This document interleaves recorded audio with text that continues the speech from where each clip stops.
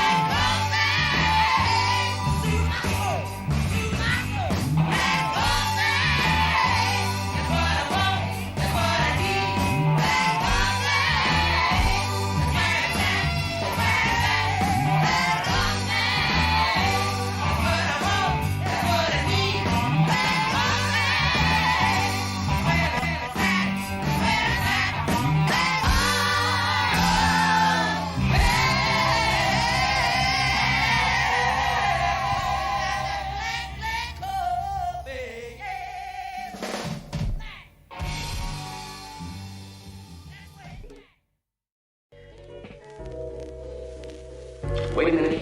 Wait a minute.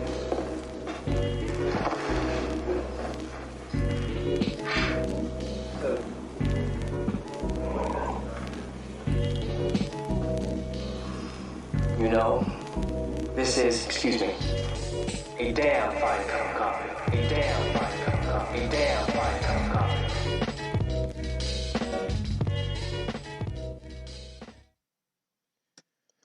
Hello, hello, hello, what ho! Welcome back to another exciting adventure of The Plain Truth. I'm your host, Travis Finley. Welcome, Cleary, Allison, Bandsaw Bandit. Thanks for being here.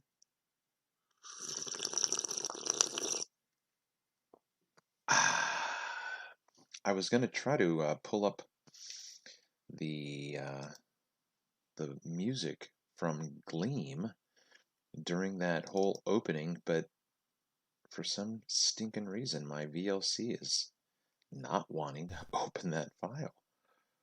So I'm going to do it the long way since I wasn't ready for it when I wanted to be. It's just, I don't know why this isn't just, there we go. There we go. What's going on, Dank? Welcome to the show. Alright, so I'm going to open this up. I got to find the timestamp now when the song actually starts, so give me a second to adjust my brightness. Let's see. Just trying to think if there was a spot here. I thought there was a different music video. Alright, hold on. Alright, I'll be right back. We're just going to fiddle around with it. This goes out to all the big pharma pirate. Political pirate. Hold on. Bob Sinclair, Love Generation, former lead singer of the Wailers. What? Nuh-uh. You liar. Google, babe. What? Oh, shit, the Christian Calvin from the Wailers, too, producing? No way. Let's go. Let's get it, man. I'm excited. Shouts out to Cleary. This goes out to all the big pharma pirates and all the political pirates. It's Cleary alongside the Gary Nestor Pine. Yes, sir.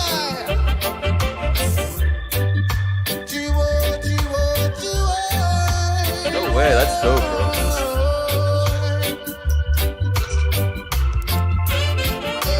Big pharma pirates murdering us with kindness.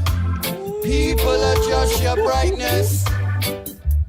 Who make it get widespread? Political pirates can't even follow their own guidance. People are just your brightness. Who you gonna call when the line's silent? Hello? Financial giants buy up an alliance with lords and right laws of compliance. Tyrants for hire, privately acquire a proportion of the poor that supported them. Library of liars, lifetime suppliers. Get poor and retire all at your expense. Sick and tired of their tripwires. Oh, the cycle of crisis tortures them. Big pharma pirates murdering us with kindness. Oh, people are just. This goes out to all the big pharma pirates. The DJ just started to spin over again, so we got alongside the Gary Nestor Pine. Yes, sir.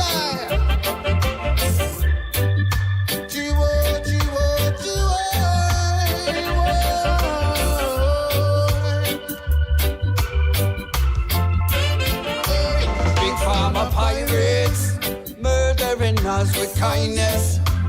People are just your brightness. Who make it get widespread?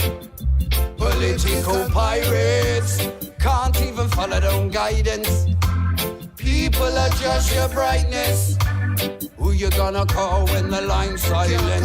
Hello? Financial giants buy up an alliance with lords and right laws of compliance. Tyrants for hire, privately acquire a proportion of the poor that supported them. Library of liars, lifetime suppliers. Get poor and retire all at your expense. Sick and tired of their tripwires. Oh, the cycle of crisis tortures them. Big pharma pirates murdering us with kindness. Oh, people are just your brightness. Who make it get widespread? Political pirates can't even follow their own guidance. People are just your brightness. Who you gonna call when the line's gone dead? Hello? Hello? We got to conquer them all. We got to trample them down. A wicked man must fall. Run them out of the town. When I go take the chat, tell them to deal with that. And when I go take my check in their political mess. Big pharma pirates murdering us with kindness. People are just your brightness. Who it get widespread. Political pirates can't even follow their own guidance. People are just your brightness. Who you gonna call when the line's silent? It's not me, yeah. We thank for queues at the food bank. I don't know. Who do we thank for rescuing huge banks? I really don't know. Who do we thank for the brand new jabs? I said I really don't know. Who do we thank for the breakout in Wuhan? I hope it's all gone to plan. Big pharma pirates murdering us with kindness. People are just your brightness. Who make it get widespread? Political pirates can't even follow their own guidance. People are just your brightness. Who you gonna call when the line's gone dead? It's not me, it's not me. Anyone? Lionel? Nobody Anyone? not today, man. You expecting the man to come save you? Oh, in my All right, man. Check it out. Shouts out to Gleam. I appreciate your patience, bro, because you've been sitting in the comments section with some heat. And you've been enjoying the show. All right. That was, as always, the king himself. Salute to Gleam. Thanks for being here, everybody. World Without Curve, SE Montreal in the house. Dank, Rob H. Good Servant showed up. Thanks for being here, guys. I took some pictures yesterday and have not looked at them yet, so let's get to getting on that, and then we'll see what happens. I was going to do some reading. Got some conspiracy music guru in the background here. Checking out this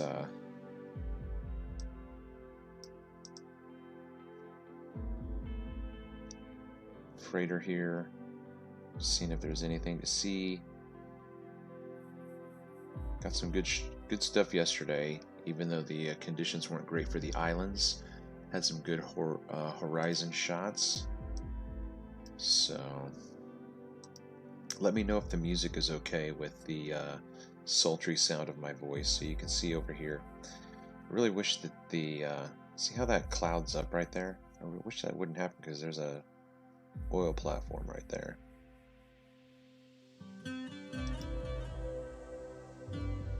I was able to get the, see if I can pull up the data on this freighter that I took yesterday. Should have been one of the early ones.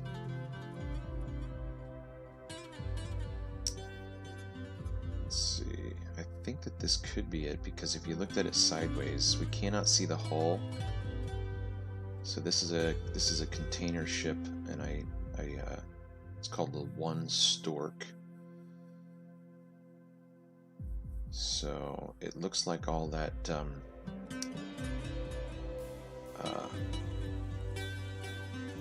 bridge area right here matches up with the one that I have in my marine tracker. Has a side-on view, so you can't see the bridge, but you can see the top area of the bridge. So this looks very similar to it. So I would say that we've got the same tanker here, or not tanker, but container ship.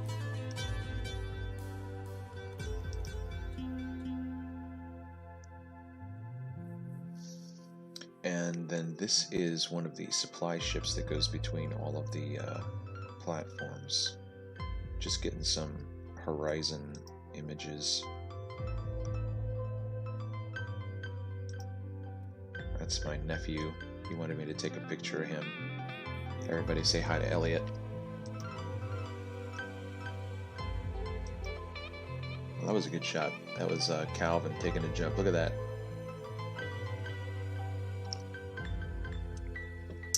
Oh, the joy of children enjoying the beach. That's a great shot right there. Isn't that a good shot? I think that's a good shot. Hit 1 if you think that was a good shot.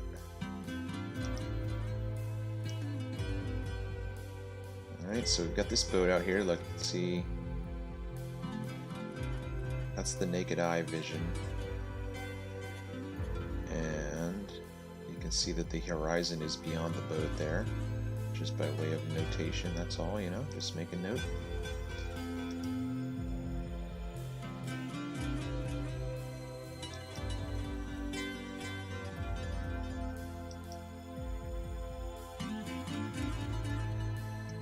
Got an inferior mirage right above the water, right? So, you know, it's just, it was a nice day yesterday. It was actually a pretty cool day. Overcast, cloudy, a little bit breezy, so the temperature was down.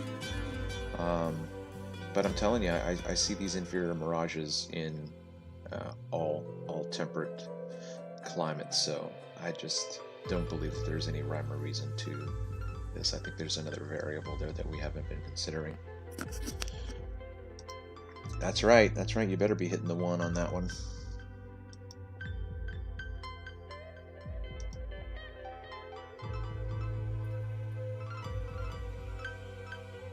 Not really sure why this is, oh, there we go.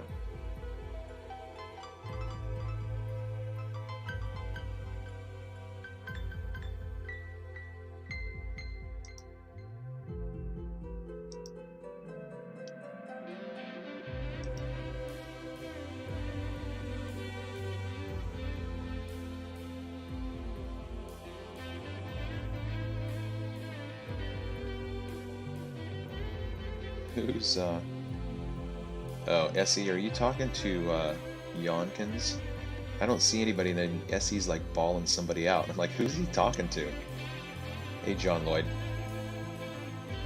You talking to Yonkins? Here's another container ship. Yeah. Did I call it, or what? Alright, so this... That's not the container ship. Huh. Unless that's the same one from a different angle. Did I not look up that information on that one? I must not have.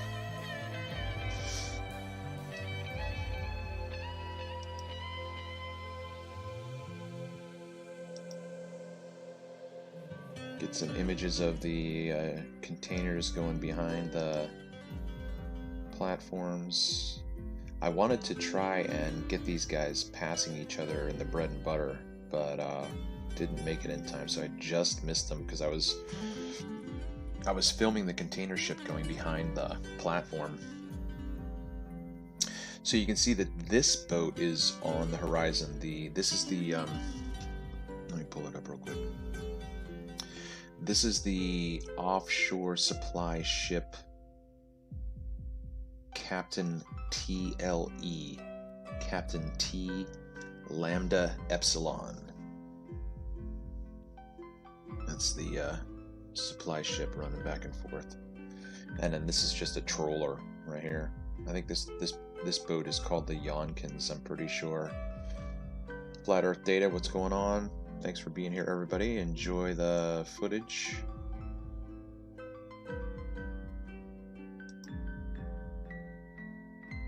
Bump past the other one. See, now here we've got, trying to think of, okay, let's look at this. I don't know if this is the same boat or not. There weren't too many boats out yesterday, so it might be, but I want to check the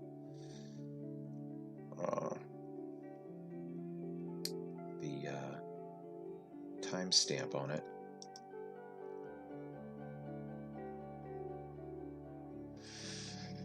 Alright, so it looks like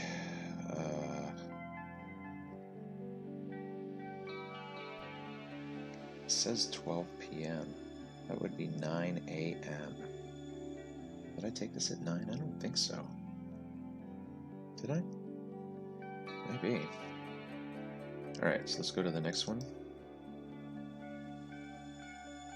So this is the same minute, so this can't be the same boat. Yeah, okay, so that's not the boat, but you can clearly see here. Okay, look at this, guys. Okay, so, damn, I wish I would have remembered this.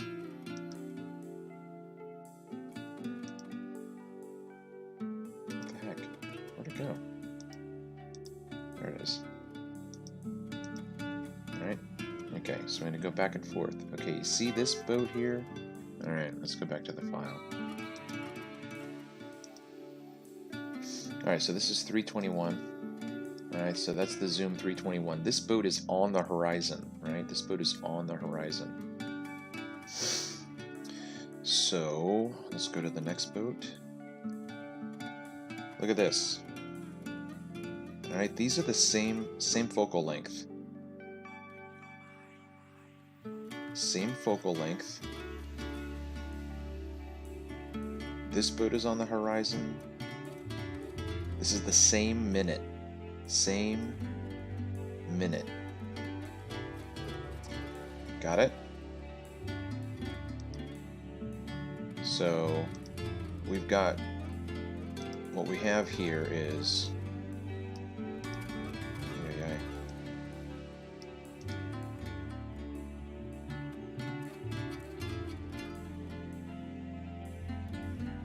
clear inferior mirage. I wonder if it's my mouse that's kind of tweaky. Right, clear inferior mirage here. So here is the actual water line. Here's the actual water line. So again, everyone, again, this entire horizon is the creation of the mirage. There is a mirage right here above the water line. This is not sky. Where my mouse is, this is not sky. Alright, that's where the water line is. So this boat is farther away. It is still on the horizon that we cannot see. This horizon that we do see is the result of the limit of the mirage. The mirage ends here, creating the horizon. That's a good shot. Especially with the one that I just had, right? That contrast. Because they're both the same length. They're both the same focal length. So this one I think must have been closer to the H platforms.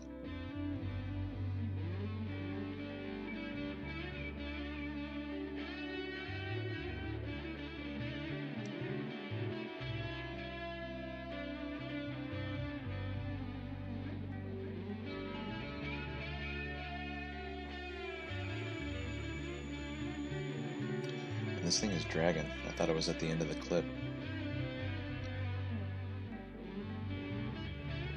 So this shot is the shot that you can see with your naked eye.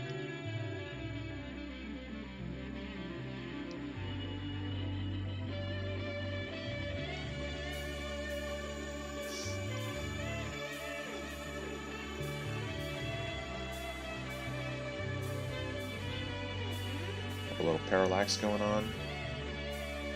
Zooming out for the trolling boat with the horizon beyond it. This is a shot that I took, I think last week. I've got to go back and look at this shot. This is the power plant in Oxnard. My word.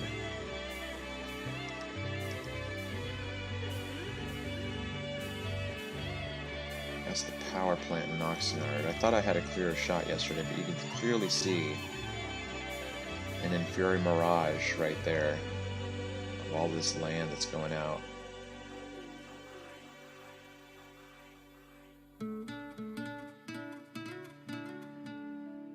I'll have to go back and look at that contrasting image from last week, because I took it of the power plant from the same location. We were at the beach at Mondo's, the surf beach.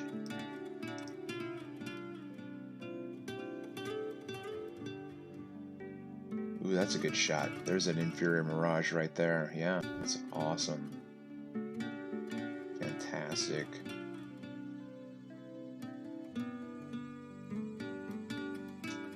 Right there, it changed even right there. Must be a wave. Got a sailboat there on the horizon. Could hardly see that with my naked eye. I'm glad that I caught that though. Got a seagull preening itself.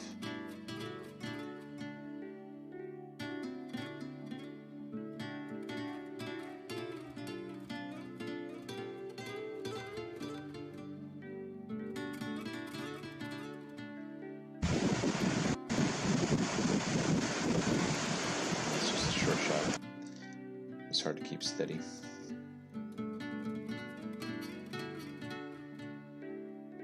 Got some good shots right here. The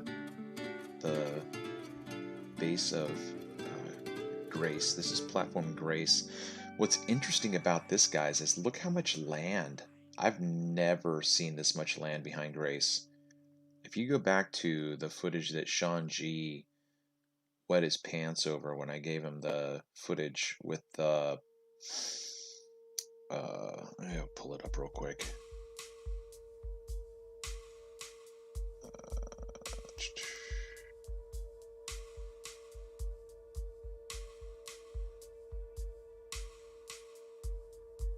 I'm trying to think of where it is. I think it's right here.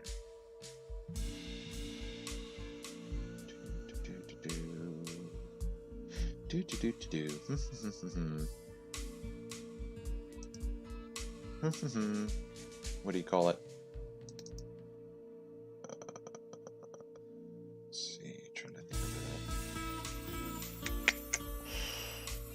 I think it's here, but I can't remember which one.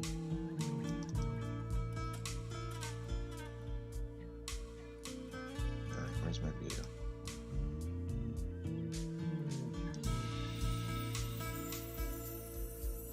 No, not that one. Just keep it on the view, yo. Keep it on the view, man.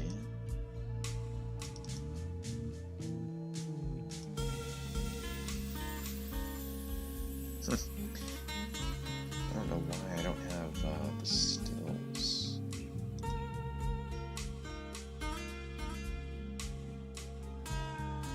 That is strange.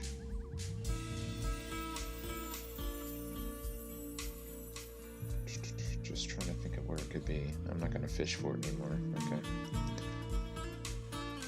But anyway, in the footage that Sean G has or showed, the island ends right here. But look at how much of the island is continuing past. Like I said, I don't think I've ever seen the island go this far. It's pretty cray-cray. What's going on, Joey Roca?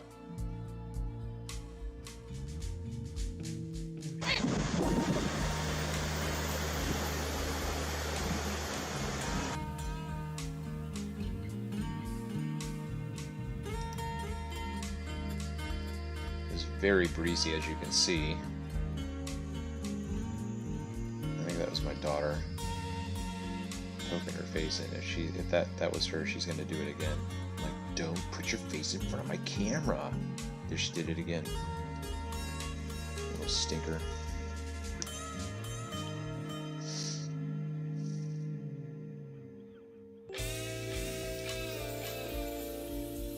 Joey Roca, our political activist in the house.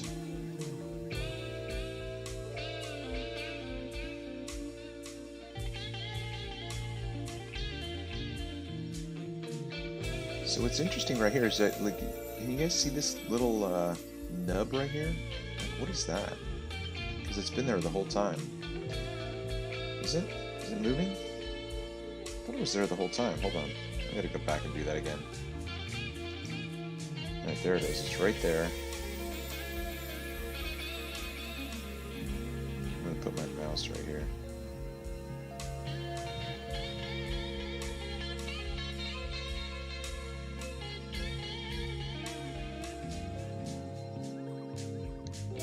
Yeah, that must be a, I don't even know. Is that a lead on the container ship? I guess it could be. Like on the bow, that's the very bow of the container ship.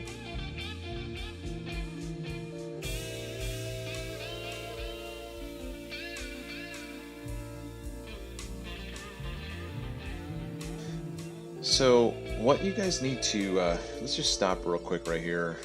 I mean, just look at the view of perspective here, okay guys? You have the island here, okay, so the higher point of the island is over here. Here's the higher point of the island. It's coming down, it's coming down, it's coming down. It levels off right here. It levels off at basically the same height as the platform, right? And then look at the tanker. the tanker is now going to obscure the island in the back and pass behind at the same height as the platform. But this tanker is like 5 miles away from this platform. And to me, this is a clear demonstration of magnification, because this tanker is anywhere between 15 and 17 miles away. This thing is nowhere near the angular size that it should be. Spurs Chemo? No, I'm not on Discord right now, Spurs. What's going on, man? Thanks for being here.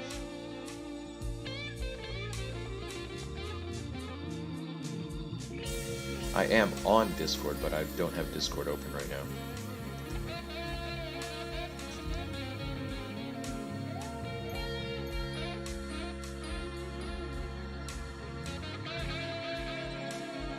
Yeah, see, look at that. So look at that. Look at... Pause. Now this nub is now closer. That is really weird. Look at that. See how... I wonder if it's... I guess it could be changing its angle. I don't know. Look at that. See how far away it is? That's gotta be some kind of like tugboat or something. There's no way. Look at how the tanker is catching up to it. I don't know. You know what? That's probably a boat between the platform and the tanker. There's no way that that's part of the ship. No way. Let's see if it goes in front of the platform. Yeah, it's in front of the platform. Look at that. You see that, guys? So this right there is going to travel along the horizon, and it's going to go in front of the platform. So this is a completely different vessel.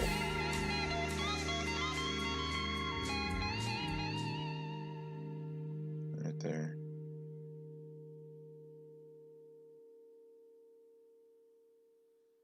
But again, look, see, the ship completely obscures the island in the background. This ship is magnified. Telling you. I'm just saying.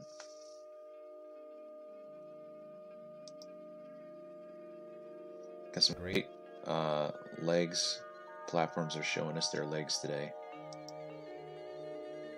See, look how far out that island comes. And like I said before, I do not recall ever seeing it extend that far. So I'll have to go back and look at other footage taken from the Rincon, because that's where I is at this present time. I think that this is Gilda, and this is the Anacapa Island right here. I think this is Gilda. That's Grace. These are the H platforms. One of these is Hilltop, and one of these is what are the Black Swan? What are the Black Swan platforms called? Hilltop and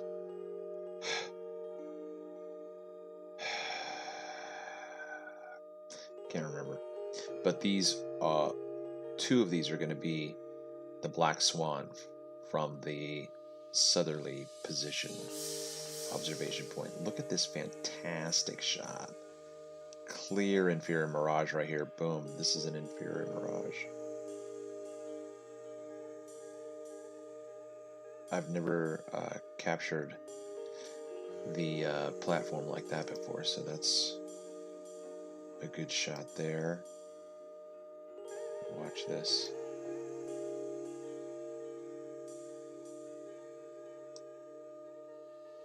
I'm gonna do this in fast forward.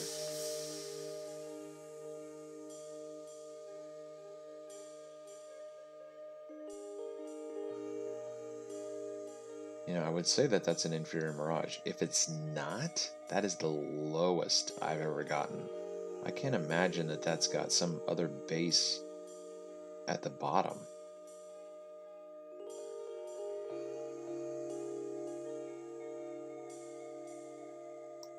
All right. So this one's got it too. I don't know.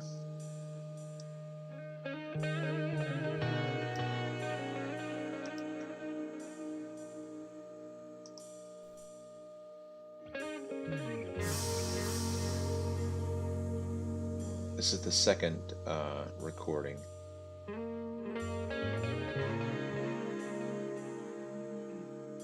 No, it's not Alexandria. They both start with H. Cleary. It's Hilltop. I'm surprised I can't remember what I want to say Horatio, but that's not it. Hilltop and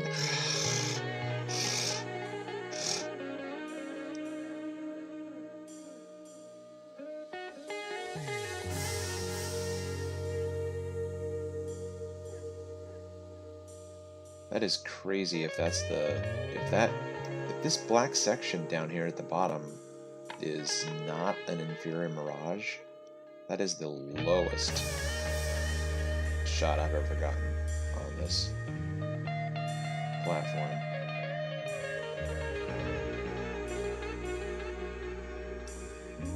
Hilltop, and here comes the supply ship here.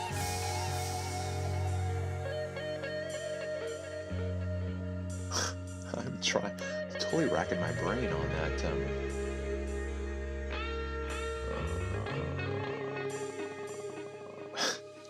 I could see it in my head too. I gotta cheat. I gotta find out what that is.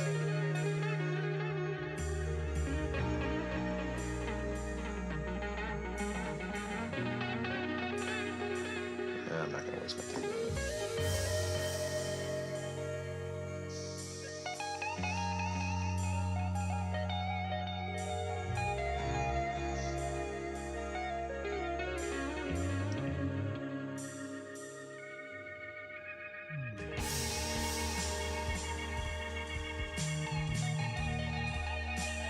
Well, it very well could not be an inferior mirage. That could be more of the base of the platform, I suppose.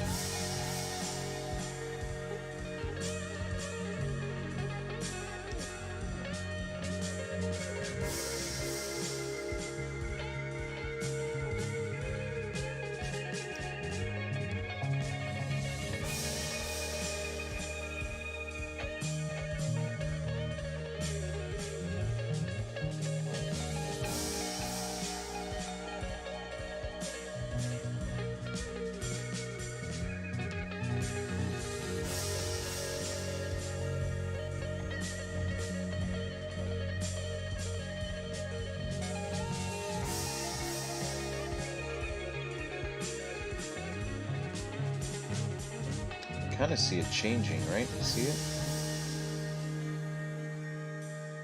Changing?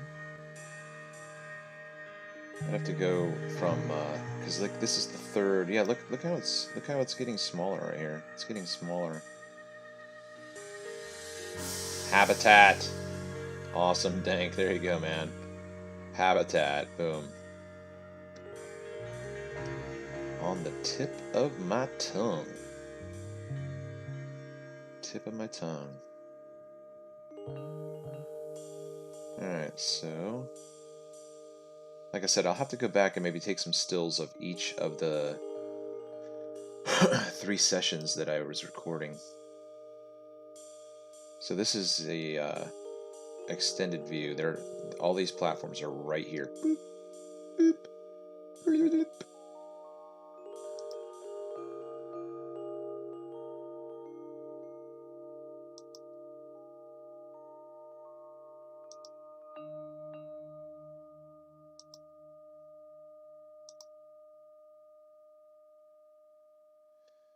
Yeah, to me, there's a clear change above the waterline of what's going on right here.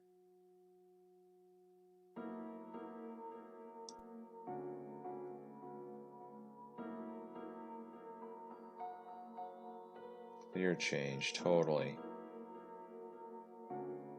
Totally something's going on. Something is definitely going on there. Definitely. Definite. For sure.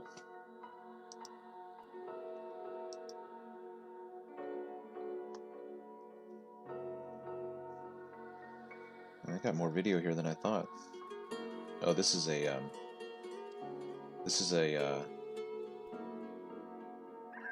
time lapse. I'll have to slow that down.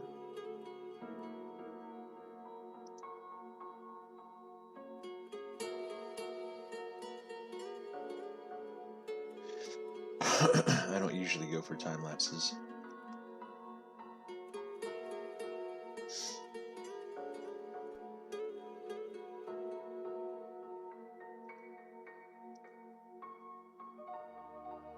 Here comes the this is the closer to dusk.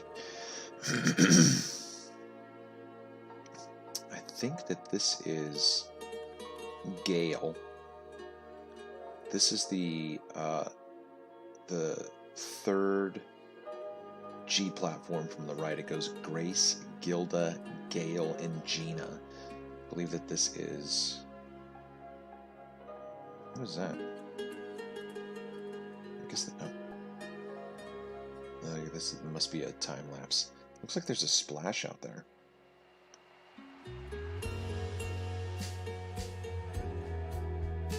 That's going to be Gilda. This is the Anacapa Islands. That's Gale.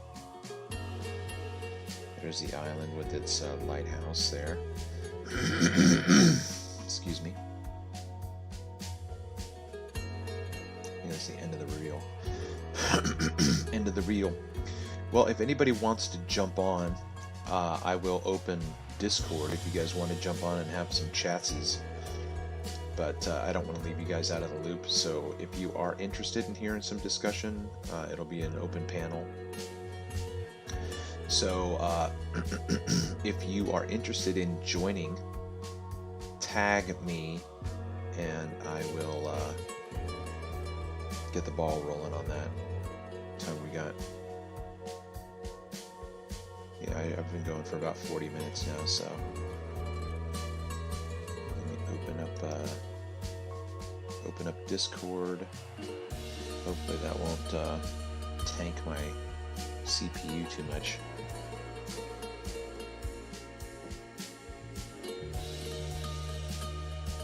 And over here in the meantime, what's going on, Brandon Toy?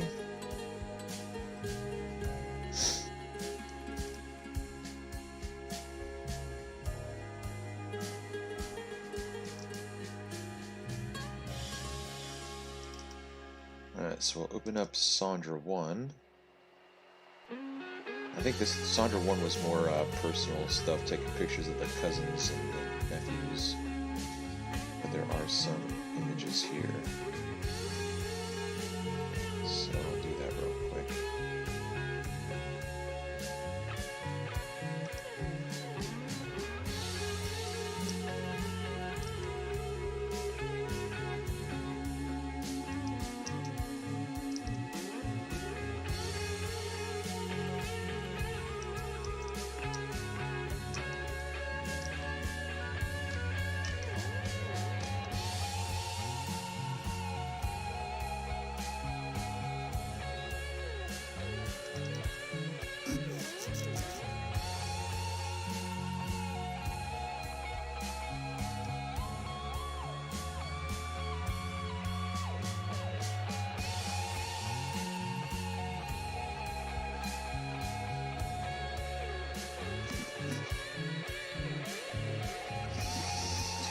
Yeah, I don't think the weather conditions here are going to get any better this week. It's overcast right now, so I don't think it's going to clear up too much.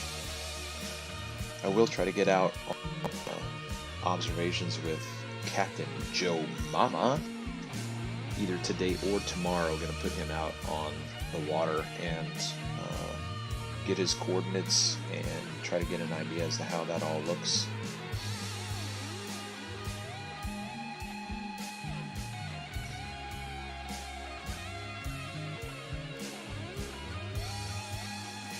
Thanks, John Lloyd. You too. Yeah. It's always got to be updated, Allison, so give me a second. I'm going to have to update that, or take that out, and just not put it in, because I never remember to go back and update it. So...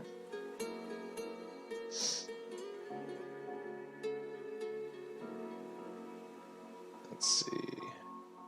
Discord is not opening, so I'm going to click that again. Go back to live streaming.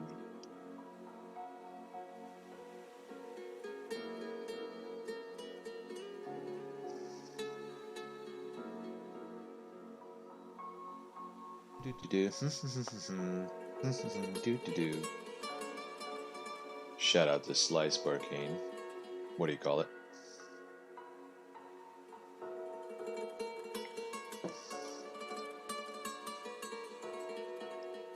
Aye. Discord is updating, so I'm gonna drag this out. Okay. In the meantime, let's pull up the YouTube's live streaming and just keep taking forever.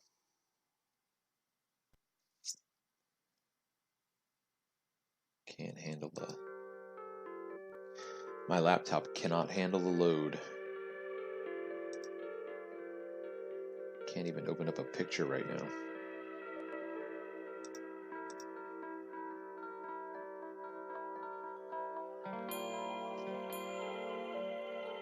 $88 degrees. That's a good temp.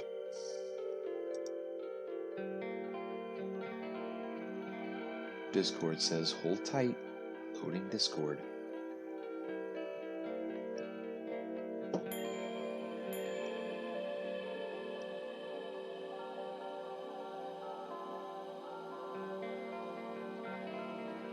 I got a recommendation for upgrading my laptop, but the thing is that I don't ever use it for streaming unless I'm in California, so I don't know how much of an investment that's worth making until the next time I get out here, right?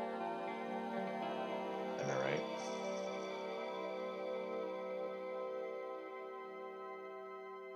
Discord is loading up.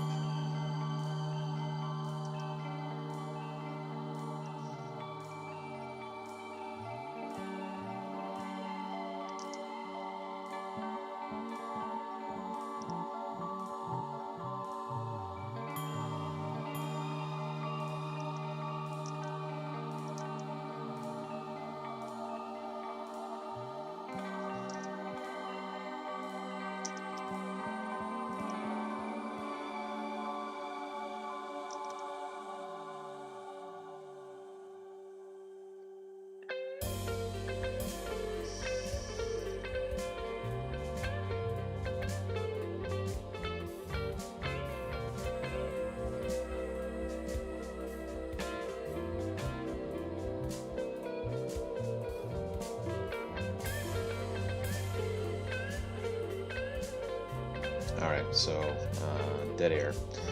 Just got, oh, here we go.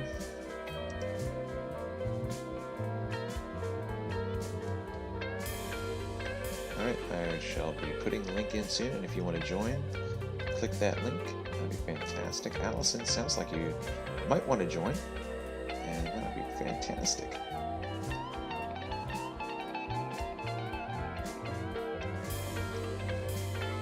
Let's get that open. Lapse rate measurements. Lapse rate measurements, dude. Peter G, bro. I would have to have a team out on the water to do lapse rate, bro. Unless you're completely satisfied with doing a lapse rate in my location and then extrapolating that lapse rate out 20 miles. If you're good with that, then have at it, man. But I'm not going to do it. Lapse rate. Alright, I'm distracted. Okay, so here we go. Invite peeps. Hey Peter G, I'm gonna put the link for this Discord right in the chat. So if you want to tell us about your lapse rate idea, Join the chat. Join the panel. Here it comes.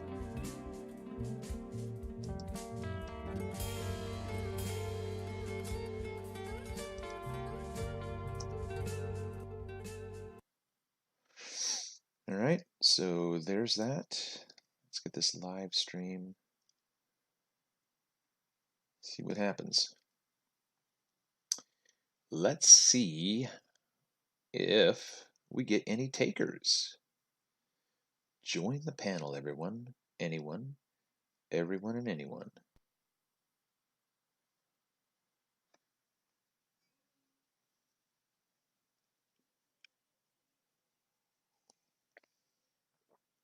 Got someone with some feet going on. Got a foot shot here. Someone with a foot fetish. Allie. Just make sure you're, looks like you're not muted, so just do a mic check whenever you're ready.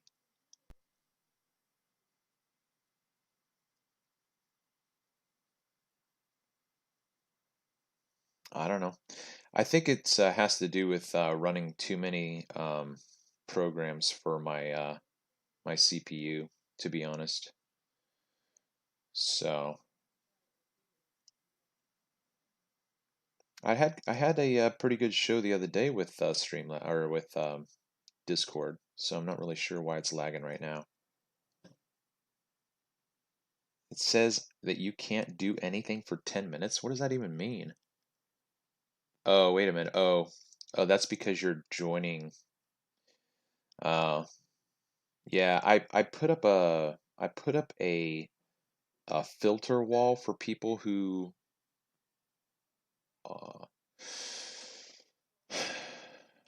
I guess I was trying to filter out trolls. So yeah, I don't know how to jump in there and change that real quick. How would I do that?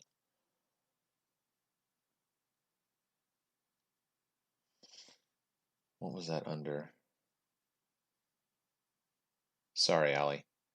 So you're new to the show, you're gonna have to wait 10 minutes. I apologize. Somebody else out there?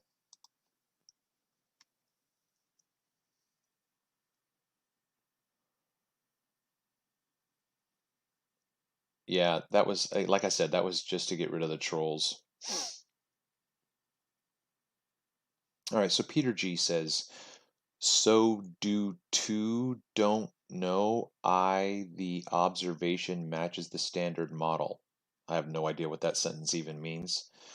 I have no idea how you could show that standard model do not work if you dot have all the required information.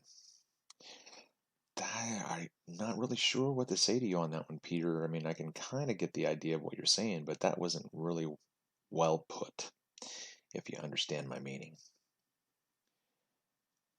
I don't try to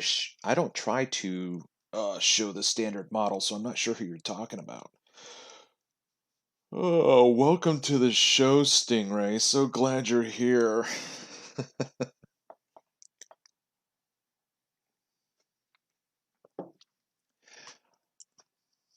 Just chime in when you're ready. There you are. Cleary's here. Who's going to be the first to speak? Stingray or Cleary? Who is it? Hey, what's up, Travis? Cleary wins. Stingray gets booted. Just kidding, Stingray. What's going on, Cleary? You driving? Yeah, man. It's probably got a, pretty bad signal coming in and out. All right. You're still out in California? I am. Yeah, I'm here till Saturday. So I got today and tomorrow full days. Saturday is going to be shot getting stuff packed up and then driving down to LAX. Oh, yeah. How's your weather going to be coming up? Oh, have no idea. No clue. Oh, yeah. Yeah. Now, do you are you just a regional driver? Yeah, I drive local. I haul international containers in and out of the port all day long. Okay. Yeah, I don't really go very far. Maybe 70 miles a day total. Oh, really? Oh, wow. So you're Yeah. just dropping and hooking and turning around and dropping and hooking? Yeah, it's really cool too because the river, Savannah River, where all the freighters go in and out. When you're at the beach down there where the lighthouse is, if I had a P900, man, I could really get some cool footage right there. But it's kind of a bad area, like humidity-wise, a lot like what Wide Awake has to deal with. Extreme heat, water temperatures, evaporation. Yeah. But it would be a good location. If I get robotic, let me know. Okay. Stingray, are you just gonna tease us with there he is. Yeah, no, I came in to say, yeah, your connection to Discord is horrid, and even when you've been speaking a few times now, you're the one that's roboting Travis because your connection is terrible. I'm sitting right next to the router. I'm getting zapped with all the frequencies, so I have no idea what to tell you. It does say that my voice connected has got the lowest bar, but the other day when I started it, it was green, and I'm just sitting in the same spot, so I'm not really sure how to adjust it. Voice connected. Let's see if that does anything. Yeah, well, maybe disconnect and come back in. Maybe. Oh, I see that trick. Let's get rid of the host. Okay. All right, I'll try that and see what happens.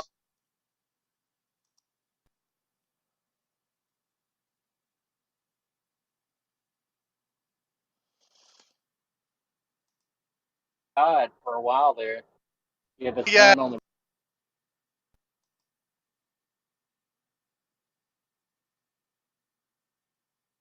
Of the shadow, because that's what we're investigating. Then only later on did I realize, oh crap, no, that's where the sun is. I'm still not real sure what's going on. I watched Flat Earth Data's video from a couple months ago. He was addressing that issue. His issue is that the angle of the sunrise doesn't work on the globe. Yeah, I know what is. Yeah, that's why I joined. I saw what his issue was in the thing. You see, the heliocentric globe model with spinning on its tilt works 100% of the time and matches perfectly reality, timeanddate.com, and when you model it.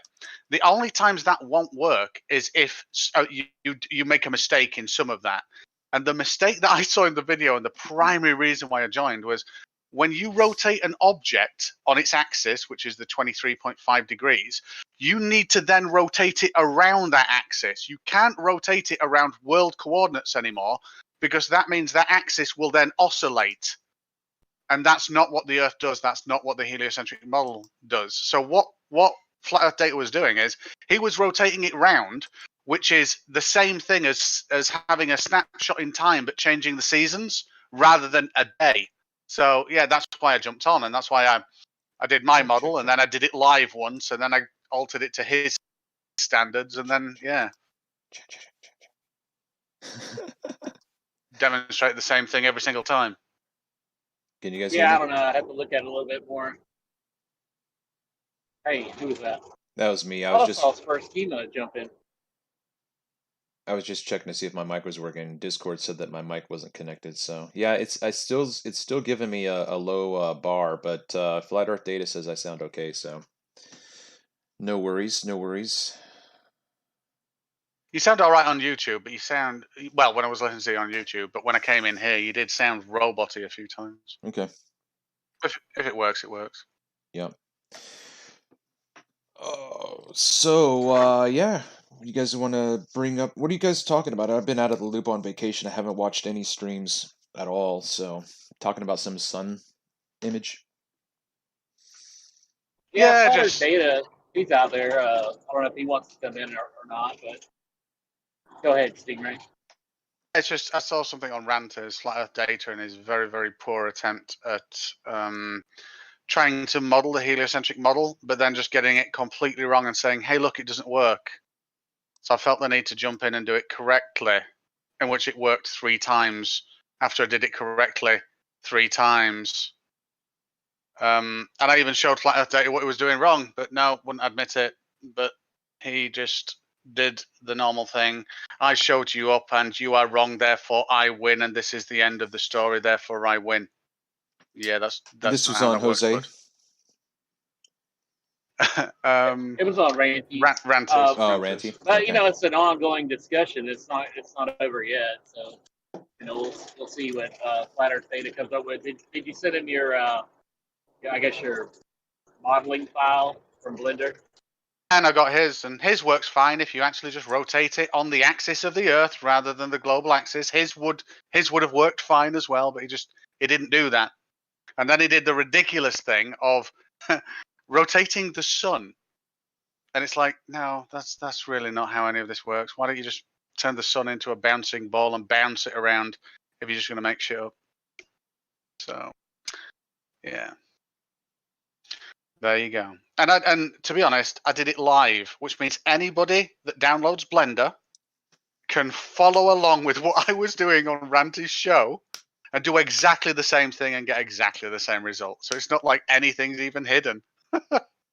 I enjoyed that. I really did enjoy it.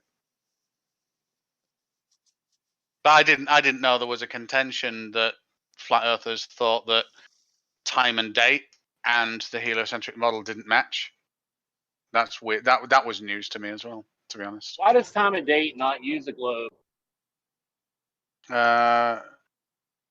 Because we see things in 2D maps. We always have 2D maps. You can't unwrap a spherical coordinate system to something flat, and the only thing that we use really is flatness.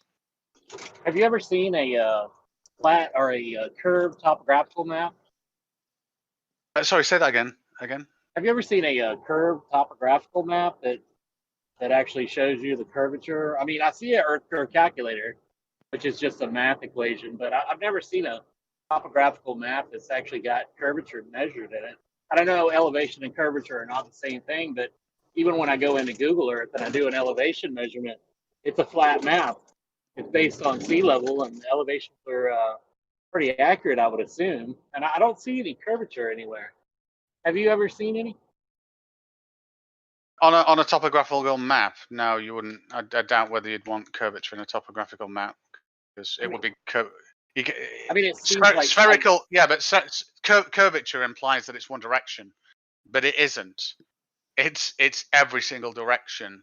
So to show that on a topographical map, you would need, first of all, a relative position to a vertical, which would only be relevant to one point. Then everything would curve away from it, and there'd be no practical use for that. You just want elevation, because you don't need to be aware of the curvature of the Earth. It exists whether you like it or not. But the only thing you care about is your elevation from it is all that you care about. It exists even though it's not actually measured or documented anywhere. Oh, like, yeah. Wait a minute. Yeah, just every surveyor in existence documented, measured it. If they they're do large measuring observations. elevation. They're measuring elevation, Dean. I'll be back. No, they're actually measuring curvature. No, they're not, bro. So wait a minute. If they are. Speak to the professionals. Speak to the professionals. Well, you're here. If you're a surveyor. I'm not a professional surveyor, Jesus. No, I know, but you've got Stingray, enough. where do you live? Are you in Australia or? No, United Kingdom. Oh, okay, I can't tell. The un-United Kingdom. No, yeah. Right. Are you familiar with drainage basins and watersheds? Kind of like the Amazon drainage basin. Not really, no. Yeah, like if you model the Amazon drainage basin based on its topographical measurements on a flat surface underneath, you can actually make the water flow just like it is, but you can't model that on a globe because across that 2,000-mile distance is like a 600 miles of curvature that no one's ever measured or documented at all. I just think that's odd. No, it's documented, measured, photographed, calculated, presented, and used. Whether you like it or not, that is it. It doesn't matter whether you say, I don't believe in those. I don't believe in pictures from space. I don't believe in surveyors that tell me this thing. I don't believe in any of this stuff. I don't believe in the angles to Polaris. I don't believe in sunrise, sunsets. I just don't believe in any of that. That's irrelevant to whether it's true or not.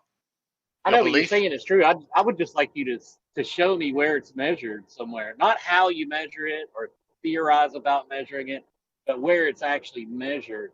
I would love to see that, and I could be like a globe earther, because it would actually be a You measured, you can measure it with two auto levels, or if you wanted to rent two total stations. In fact, one total station, you'd get it. You wouldn't need two. You'd need two auto levels or two theodolites, but I think you would only need one total station. But again, I'm not a surveyor, but if I wanted to, I could. Yeah, but you're talking about going out and doing something that has never been done, apparently, because if it had been done, you could say, well, here it is. Let me send you this file, and I can show you that we live on a ball based on these measurements. But It's been done by Jesse. It's been done by Larry and Jesse loads of times, and they've actually got. Oh man, are you talking about Larry Scott? This is what. Yeah, listen to this. You're talking about Larry Scott. This is how you know. Please let me finish. This is how you know whether a measurement is true. If you measure it via one mechanism and then you attempt to measure it again via different mechanisms, and the metric that you come up with is the same. So if you measure it with an auto station, a total station, and it says one thing, then you measure it with two theodolites, and then you get a measurement, and then you measure it with an auto level to a known constant, and they all match. That's a pretty strong, compelling thing, because that's three different ways to measure it.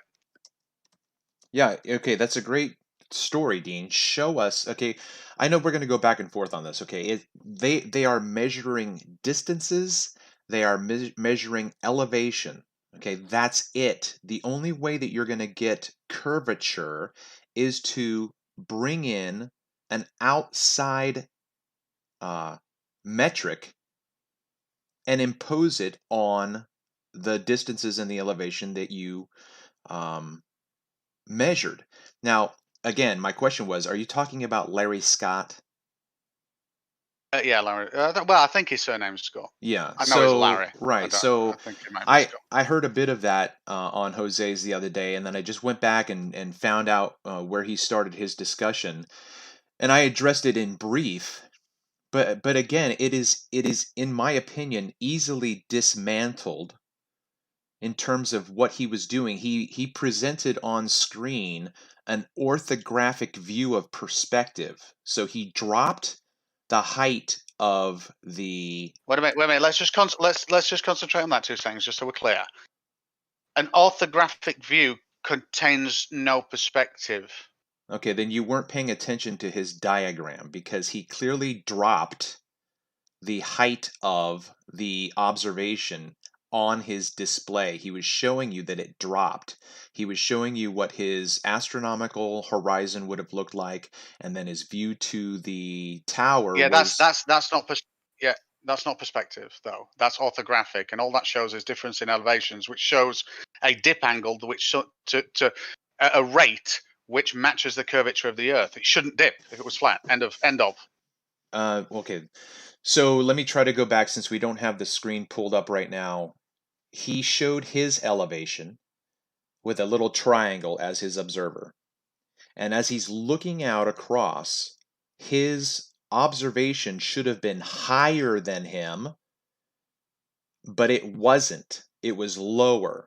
So that's not orthographic, because orthographic would have kept them both the same. Actually, I'm sorry. Orthographic would have. No, orthographic wouldn't. No. Okay.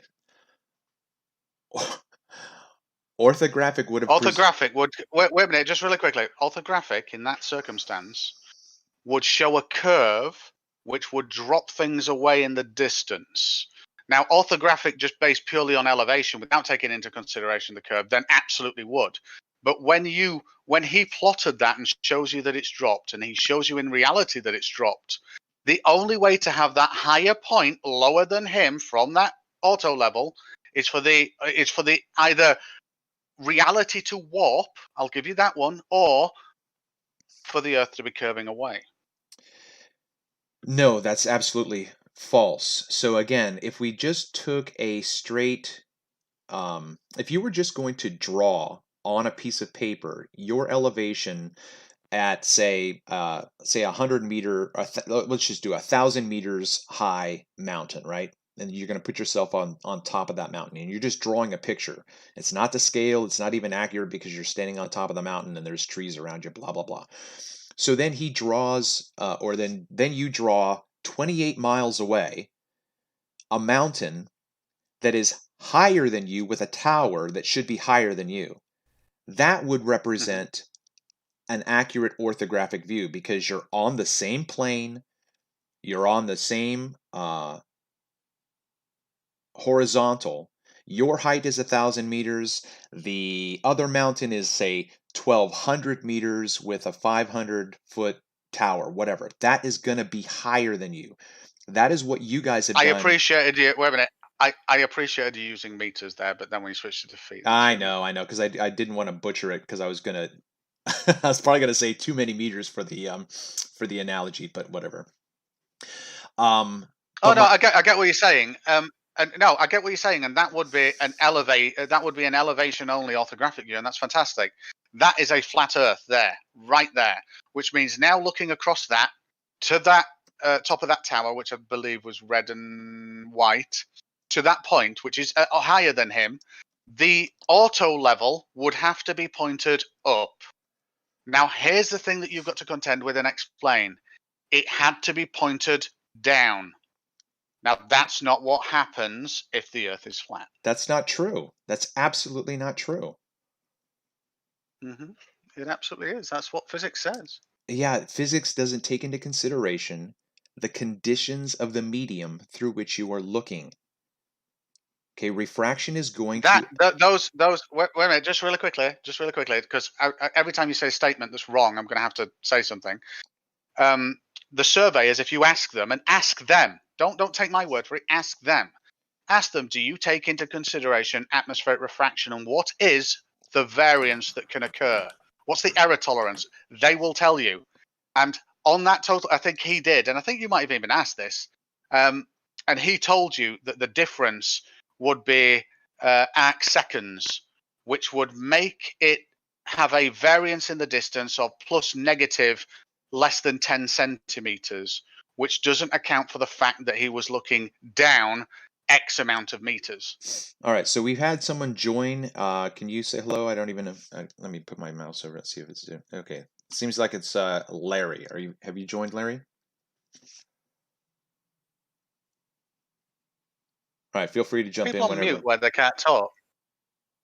No. What happened when you join this server? Do you mute? No. You is guys, it like everybody's muted to begin with and can't talk? No. All you guys took care of your own audio when you came in. Cleary, I didn't do anything to. You, I didn't do anything to. So I don't believe that I've got it set up that way. But Hey, Stingray, I got a quick question for you. Yeah, sure. Do you think that the sun sets behind the geometric physical edge of the Earth, of all Earth? It's a planet. I don't call it a ball. A ball is a tiny thing, and we're actually on a planet. And it sets behind physical obstruction, which we see, yes, which is only possible on a huge planet. Okay, great. So you're at sea level, 6 foot observer height. How far away is your physical geometric horizon? Give or take standard to extreme atmospheric refraction, probably anywhere as close as, let's say, 3 miles to 10 miles. Okay, so the sun rises and sets over the geometric physical edge of the Earth 3 miles away from you in the eastward and the westward direction, right? Yes. So you have a 6 mile field of view over a 12-hour day? Wait a minute. Field of view is something different to distance. Sorry. So just so you know. Field of view is about degree frustum from viewer point, either lateral or vertical, not anything to do with distance. Okay, well, you don't see the sun until it comes up over the geometric physical edge, and then you see it go away. Forget geometric. Forget geometric. Geometric is conditional upon a mathematical representation of an absolute. Just go with physical because, yes, the water, a mountain, the ground, it is physical. So, yes, it sets behind a physical floor, a physical ocean, a physical mountain. So, yes. Yeah. Do you understand what I'm saying? Your 12-hour field of view only encompasses a 6 mile wide area where you see the sun on your ball. No, that's ridiculous. The sun is that's right. Millions. Yeah, no, that's the sun. No, the sun is not setting 3 miles away. a huge sphere is rotating and the sun is millions of miles away. So it's setting millions of miles away, being occluded by physical ocean. And it's exactly predicted on a planet the size of ours that you can do these calculations yourself and figure out where the sun is. In fact, Khaled, Crow XE, he can tell you where the sun's going to set and exactly what time. It's cool. And he's just done this on paper and modeling. He doesn't do the crap that I do on computer. He actually just does it on paper. And all he needs to know is the radius of the Earth and his latitude. Did you not see the contradiction in what you're saying? Not at all. There is none. Well, yeah, there is mathematically. Honestly, saying it, and it being true are two very different things.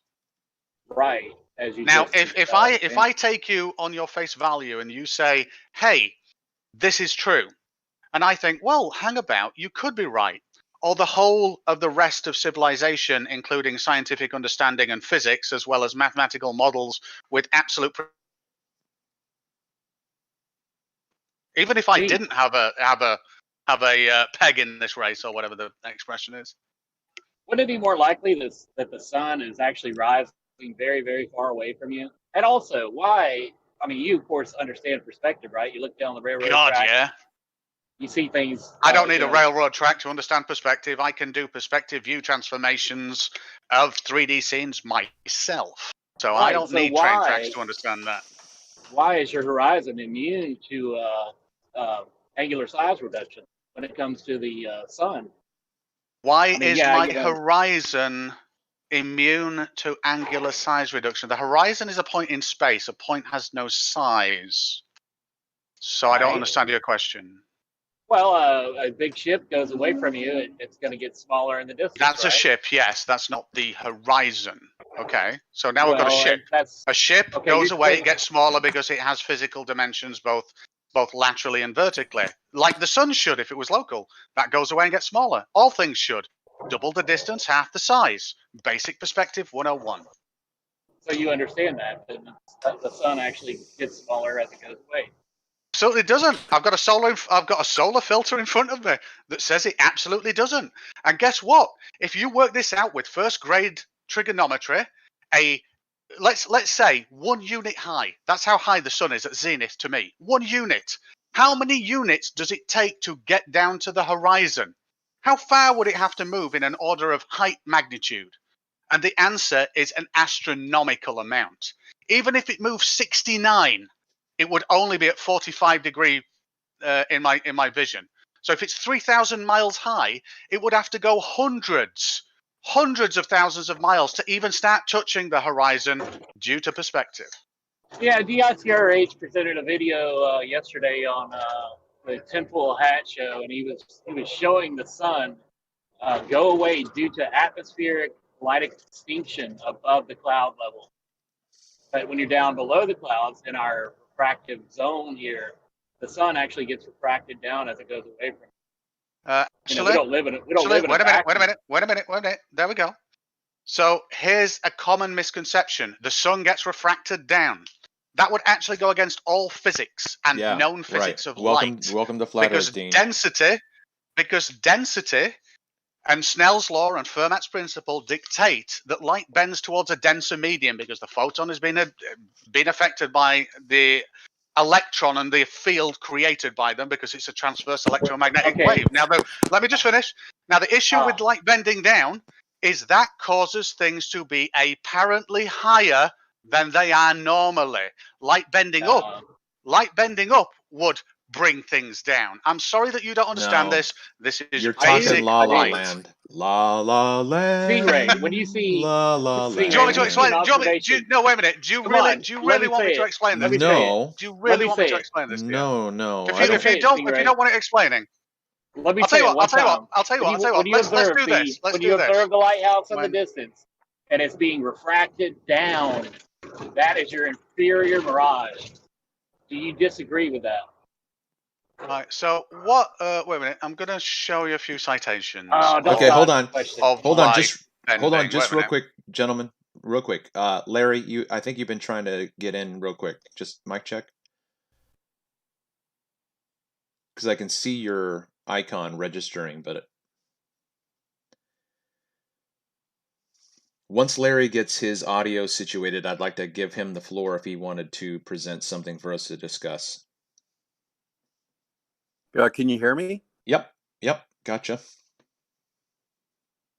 So I just came across this by accident when I heard you were discussing the the observation to a tower that's 400 feet higher than the point of observation, and I want to now, as we all know, like I said, something higher would have a positive vertical angle, and as it gets farther away, it gets a lower vertical angle. And at what distance does it cross zero vertical angle and become negative? I mean, what distance does that start to happen? Well, So do you have anything the to angle was measured. The angle was measured below the local horizon at the point of observation, and refraction has actually reduced that to where it's by an additional minute. So I observed the apparent position was 1 minute below horizon, and geometrically, it's 2.5 minutes below the horizon. And when I calculate that all out, I get the same elevation as when I'm 4 miles away. But these are, and I repeated that observation to that tower 13 times from 4 to 12 miles away. And I said, well, I can see it from 28 miles away. And it was just, I thought it was going to be at eye level. No, it was below, because I was using a high precision instrument and I measured it many times. I didn't just say, oh, I got one number, wrote it down, went home. No. It was repeated with statistical confidence that it's in the you're roboting a multi-arcsecond little bit. Sorry. accuracy. You were roboting a little bit, but I think we got the gist of it. Okay. So, since I didn't watch that show, Larry, do you have anything to present besides a diagram? I mean, like, do you have like actual physical images that you can show us? Like, did you take a picture through the theodolite, or is it just a diagram and your notes that you took? I'm only asking for clarification. I'm trying to get the audio to work out here, but no, I did not take a photograph of through the scope, because that tower would be really quite small, and I don't. Okay, so some fancy cameras. No, I'm not trying to put you on the spot. I'm just asking you questions in terms of how to process the information. So the only thing that we have to go on is the data that you've written down with your hand or jotted down on your iPad or whatever it is. So we have to take your word for it that what you're seeing is what you are recording. Is that correct? Yeah, as a matter of fact, that's true. Yep, I as a licensed professional land surveyor, I dutifully recorded the notes and did it not for the flat Earth community or the globe Earth community. I did it in concert with, pretty much just to amuse myself. And as the topics came up, I said, well, here's a good observation. And it's just like Jay Tolan's observation, where he was looking at San Jacinto and came up 200 feet low, and he thought, wow, that's amazing. And I said, well, once you involve the shape of the Earth and the optics of the atmosphere, he got the right answer. His measurement that he wrote down, that he presented.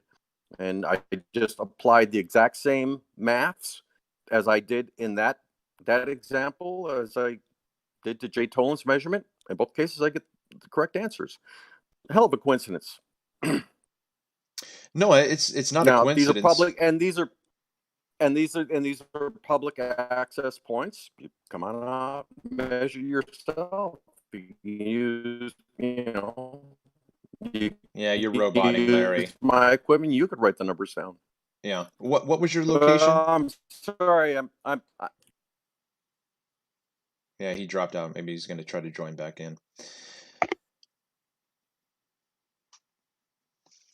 I haven't got long, so back to my topic. All you need to do, guys, is you need to demonstrate that light bending down causes things to appear lower. Because you've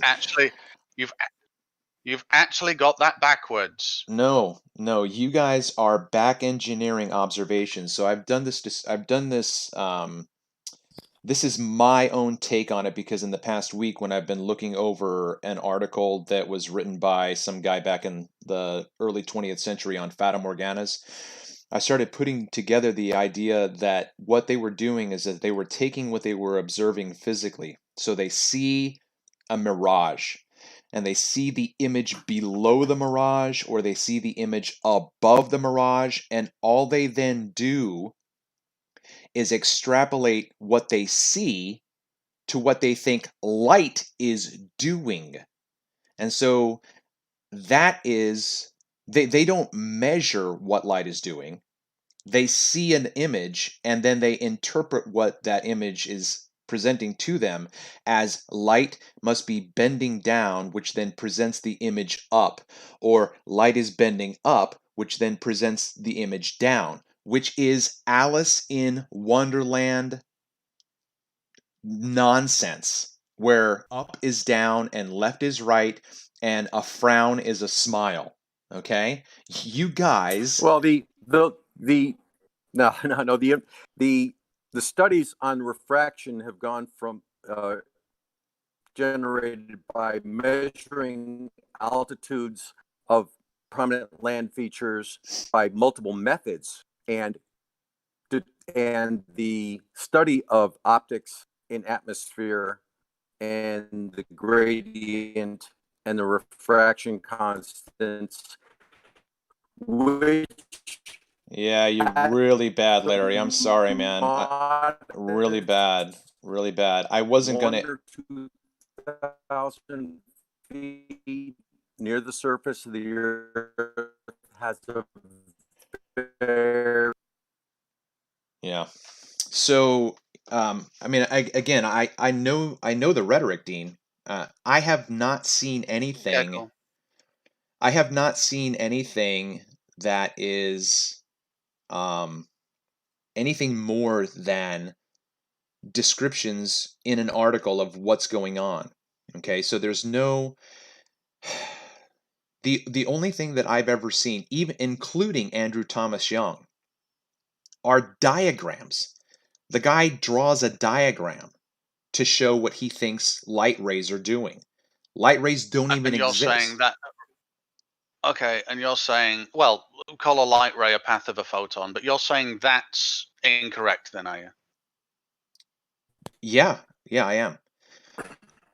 Okay, do you have any evidence to show that it's incorrect? Sure, I can show you all of my evidence and describe what I'm seeing. If you're asking me, No, not stories, not stories. That's what you have, Dean. That's what you have. Invalidate. No, positive evidence to invalidate that light doesn't bend down towards a denser medium, because otherwise you've got a bit of an issue, because the camera you're using works on that principle. No, the camera is a lens that filters the observation. Yep. It doesn't. The camera. Incorrect. It bends light, Travis. A camera lens bends light based on Snell's law, and in some cases Fermat's principle, because you have dielectric lens elements. But it does it based on light bending towards a denser medium. If that were not true, your camera, your glasses, they would not work. Okay, I understand what you're saying. I disagree with your explanation, okay?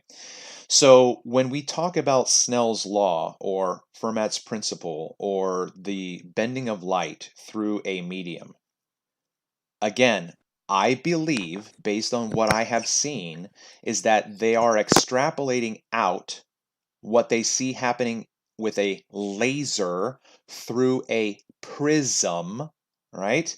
Because if you have a prismatic... Can I ask a question? Really quick question on the laser. You do believe that the laser gives off light that's generated by photons. That's generated and giving off photons, energy, and that all light, reflected light, is actually photons and energy, right? There is no difference between a laser, which is a concentration of light, and everything we see, which is less concentrated light, correct? I'm going to answer your question by saying daylight is not a laser. It's correct. A laser is something that gives off light. Daylight is light from the sun. Both are light. Correct? Yeah.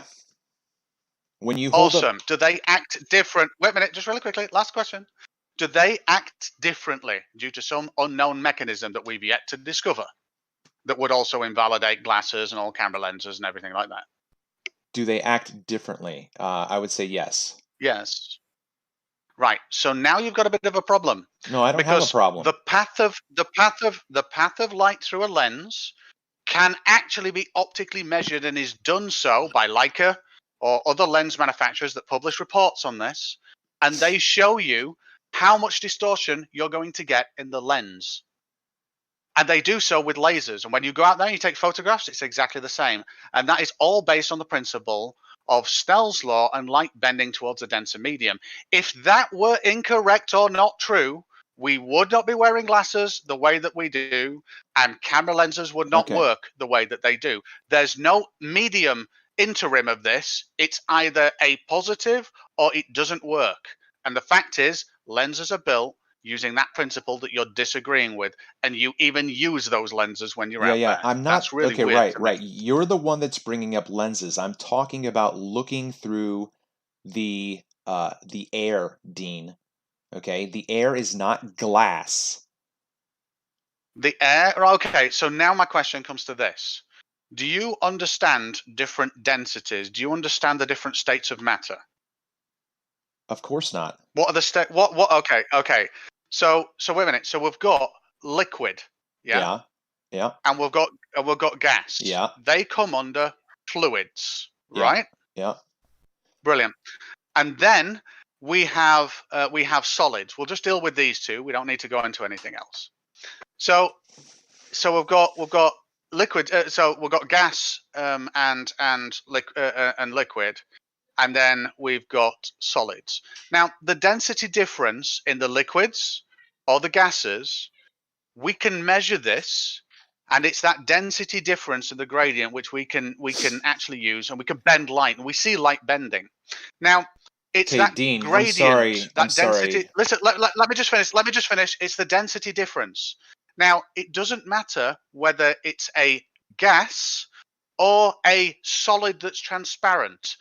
The different densities that exist within those and the change that it goes through is how light will bend. These are just based on molecular density of electrons inside that are actually generating fields which are affecting the photons as they go through and slowing them down. It's that simple. Except when you. This is not complicated. Yeah. I appreciate your vast knowledge in this area, but again, we're talking about. It's not vast. Well, it's vaster than mine. It's more vast than mine. Okay, so again, we're dealing with making an observation over distance, either terrestrial or aquatic. Okay, so you're looking through air. You're looking through a fluid. Sure, it's dynamic. It's not static. Mhm. There are no gradients. If you look up the simple definition of a mirage on Wikipedia, it will tell you that the cold air above the water mixes with the hot air and is turbulent. Okay, that is not a gradient. That is not a level that is thicker at one point and less at another point and less at another point. It is mixed up. Okay, so there's no gradient moving down from a higher level, like say from my Anacapa lighthouse at 273 feet. Okay, that light ray at the very tip top of that glass is not bending down all the way till 5 feet, or I'm sorry, 3 meters above the water. Okay, that's not happening. And then traveling 20 miles to my eye. Okay, light isn't traveling to my eye, Dean. I am looking out over distance, and because there's daylight, I can see the objects that are in front of me because there is light. I look out over distance to the object. That object is not what's the word I'm looking for? Reflecting Is light. not Reflecting light. No. Reflecting. It's not. Objects reflect. Traveling. That Objects yeah. reflect. Okay. The Anacapa Lighthouse is not traveling to my eye like some Willy Wonka television photons moving from one location to the next. Okay. Again, yeah, I Interesting. realize. Wait a minute. Wait, just stop there. Stop there. I know what you're going to say. That goes against all physics and properties of light. Invalidates lenses. Invalidates pretty much It everything doesn't we know. invalidate. And that's No, fine. it doesn't I'm fine. invalidate lenses, Dean. That's not my job. I'm not invalidating lenses. How could we test your assumption there? I How got do you think an we could idea. test it? Start a GoFundMe, and when we get enough funds, we'll get a team No, together no, and do let's that. no. Don't say no. No. This is going to take time, Dean. No, we've got to see. We've got to see if light travels. If light travels, yeah. So you're saying light doesn't travel from that lighthouse, reflected light. In other words, photons emitted from our 63 million mile away sun, coming through our atmosphere, reflecting off that lighthouse. And here's the fantastic thing: it's absorbing some light and reflecting others, and that's how we see color. And that reflected light you're saying is not traveling to your eye. How are you seeing it, since the rods and cones in your eye are tuned to the visible wavelengths of light? If those photons are not exciting those sensors, how the fuck are you seeing that lighthouse? Please, go ahead. Yeah. Okay. I'm making a claim that would require vast amounts of reassessing the story. Okay, just like you can tell me that there's curvature between the observation point of what Larry Scott presents, right?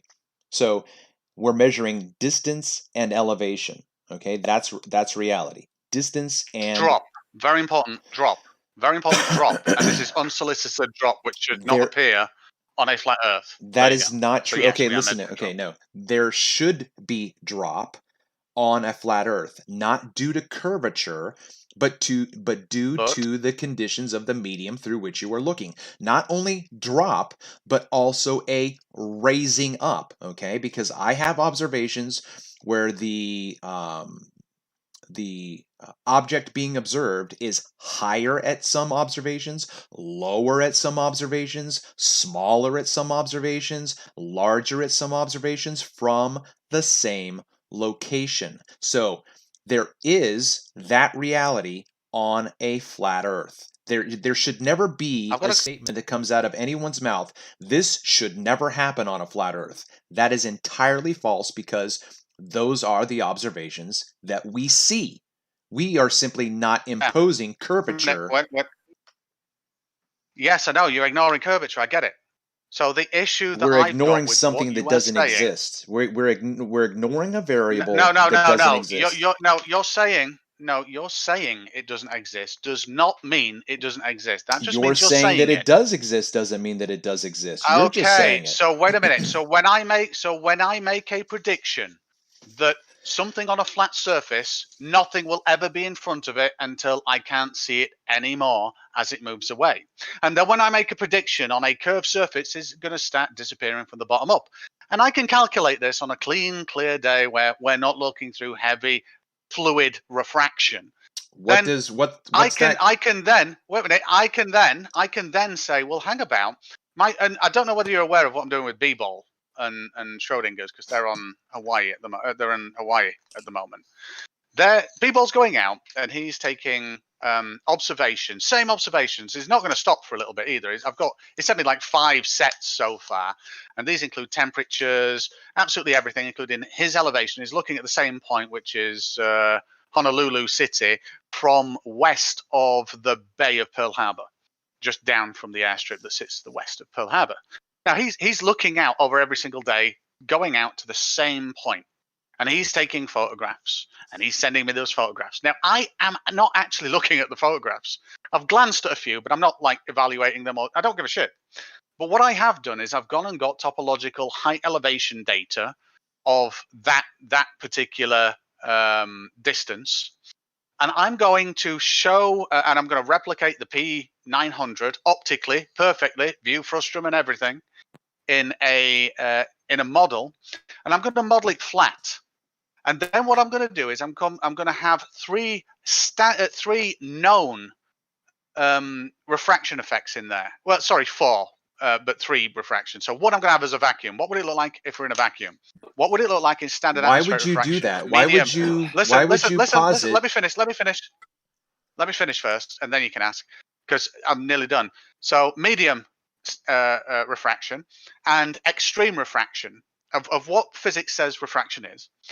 Then taking the temperature profiles of the day, including the water temperatures, build the optic representation of known physics for that day, and do that on a flat Earth, and then compare them to the reality. Then I'm going to try exactly the same, those 5 input variances if you include vacuum, but I might not include vacuum. Those input variances, again, I'm going to have on a 1 degree curvature over 69 miles. And I'm going to compare that to the observations and see which matches. And everybody thinks, Real quick, oh, yeah, go on. real quick. Hey, is your intention to defend the globe or actually prove the shape of the Earth? That's what I want to know. I want to see which matches closest. Which matches what? They're Based both on- going to be the same, Dean. If you have a globe model or a flat Earth, they're both going to give you the same observation. If I were there in Hawaii, yes. If I were there in Hawaii with B-ball, we would both get the same observation. No. That is reality, and I'm constructing the optic Why model do you of have it to being construct flat. a model? Why listen, do you... listen. Let me finish. You're asking me. Let me finish. I was going to tell you why. So I'm having a look at reality. This is no different to someone coming up to me and me not knowing anything, me claiming no knowledge whatsoever. Someone coming up to me and saying, "Hey, Dean, this is an apple." And I look to the left of me, and I've got loads of apples, and I think, yeah, that looks like an apple. That's all I'm doing. If someone came up and said, "Hey, this is an apple," and presents me with a banana, and I look across at all those apples and think, no, this is not an apple at all. Great. I appreciate that. The only that. thing that I'm doing is I'm statistically, and I'll come up with I'll come up with an actual probability. I'll come up with a probability for how much the real observations match the expected result of a flat Earth with all those varying different types of refraction, including refraction calculated for the day, and those for a globe. And I will come up with a probability for the proposition that it matches. Okay, for great. Each of them. Okay, That's great. it. That's it. Okay. So 2 things real quick.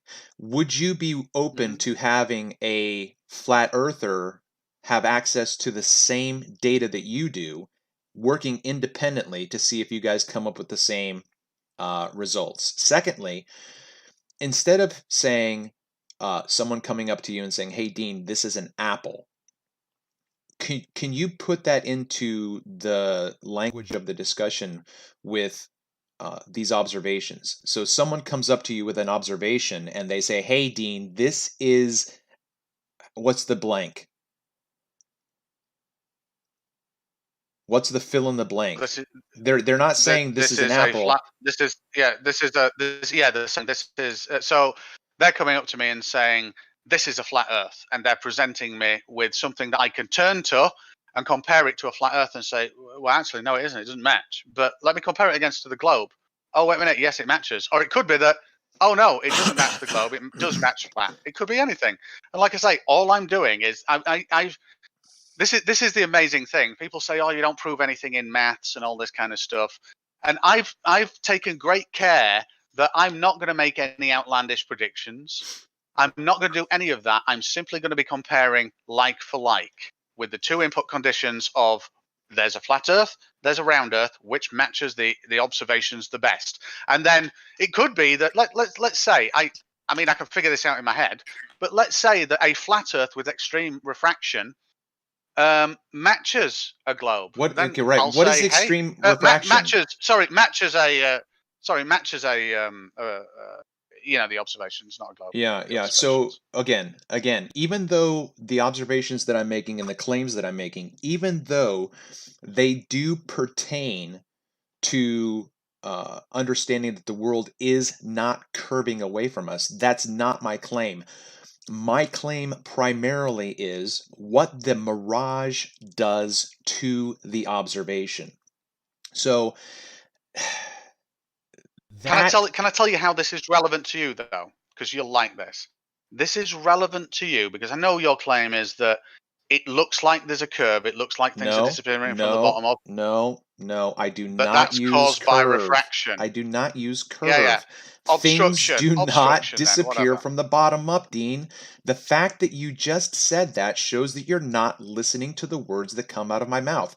I have never captured anything, either static or dynamic, disappearing from the bottom up. It is always a simple expression and representation of refractive distortion over distance, especially with inferior mirages. Okay, in an inferior mirage, and the Red's Rhetoric sailboat video has an inferior mirage. That boat does not disappear from the bottom up. It disappears into refractive distortion that expresses itself as an inferior mirage. Okay? So again, everyone out there in the cheap so hold on, no, I'm here's a nearly there. I'm statement. nearly there. Everyone out there in the cheap seats, things do not disappear from the bottom up. They enter into a more dense medium that causes a high level of refractive distortion that then distorts the image, but it is not disappearing from the bottom up. I'm done. Yes, there are. I'll give you that. There are observations where that is absolutely the case. That refraction is causing the light to fuck around so much that we're seeing parts of the sky, parts of the ocean where the object should be there, and that is refraction making things disappear. And it is like just sailing off into this fluidy mess of things that just distort and go all over the place. And that no doubt you can capture things like that. Absolutely yes. Now go and look at something at 22 kilometers where it's very, very clear and you can pick out someone waving. Now go out and have a look at 22 kilometers where you can see a TV aerial on a building. That's a very different proposition to what you're suggesting. But you're just giving us rhetoric right now. Show us this. Show us what you're talking about. Otherwise, it's just rhetoric. You can make up anything you want. Stand by. This is the experiment. This is the observations that people are doing right now. And I'm going to put together and evaluate, and we're going to present. So stand by. It's all going to be there. Okay, my question to you is, and I would appreciate this unilateral presentation, would you be willing to have a flat earther, even one that can't operate the programs that you can? I'd be willing to dance with this. Give me all of the data as well. Or give it to someone like, say, Heath. You'd have to ask, Heath Carmody. But you'd have to ask. It's Cam Moody, by the way. But you'd have to ask B-Ball for his observations. I don't know why you had such a panty bunch on that one, but whatever. Okay, in the United States, the oo is made by 2 O's. He only has 1 O. Oh, right. Oh, we don't have that here in the UK. All right, so whatever. You could be very well correct, but here, us white boys in the United States, we need 2 O's in order to say ooh. Food, mood. Although stood is stood, it's not stewed. Anyway, I know, Larry, you've been sitting there patiently. If you would like to present something for us to discuss, that'd be I'd be open to that. Well, I'm only on cell phone right now. Okay, no worries. And I'm unfamiliar with the mechanics of Discord, so I tried putting up a couple of graphics. Sure, no trouble. If you want to do it at another time, I'd be open to that. The thing that we have to consider, gentlemen, is not just, it's not a one and done, right? Simply, I was going to ask you this, Larry. What was your what area were you in? What was your location for these observations? This is in Western Maryland, and I'm looking across the Shenandoah Valley, and the tower to the far east, to the far right side of the diagram, is a 10-meter square platform that's 100 meters tall, and it's located right on Camp David. And I was on the far ridge at Cove Gap, which again, that's that 28 miles. And I was looking over the valley, so the line of sight was not skimming terrain. It was optimal conditions, which again was very similar to what geodetic surveys have been done time immemorial. Sure. And in the closer proximity to the tower, I was on the floor of the Shenandoah Valley looking up to the tower. And in all those cases, in the close range, the tower was always about 1,000 feet higher. And again, taking an array of measurements over well over a year and a half, 2 years, with 1 second theodolites. So I had high repeatability, very high repeatability. So the variation from across the day to day of refraction, which is a narrow band, it doesn't change a lot in only 1,000 feet. And I'm in fair conditions because I don't go out when it's cold and I don't go out when it's hot. So we're always in that 18 That's to your 25 problem. degree. Well, okay, that's my problem, huh? Well, I'm glad you've quantified that or explained that to me, Well, because there's in no reason to in get snarky, Larry. I'm just stating the fact that when you consider that you've only gone out on what you consider fair conditions, if you're going to get a different result in the winter, or if you're going to get a different result in the summer, and you are ignoring those variables, to me, that's not a unilateral presentation of the data, right? well, under those conditions are which match the typical refraction index. So since I'm not launching weather balloons, I'm using the refraction index, which is at the 20 degrees, 1,000 hectopascal pressures. So I was observing during the times when that is relatively close to the observing conditions I was in. Yeah, I've never been able to find anyone who can show me what a typical refractive index looks like. Are you able to Well, do then that? you've never cracked it. Well, yeah. It's in half a dozen textbooks that I have, 100-year-old and 20-year-old textbooks. Yeah, the refractive index at discounting very high mountains and Arctic conditions, Right. the So range is the seasonal range is only a few percent. right, right. But again, So that's when only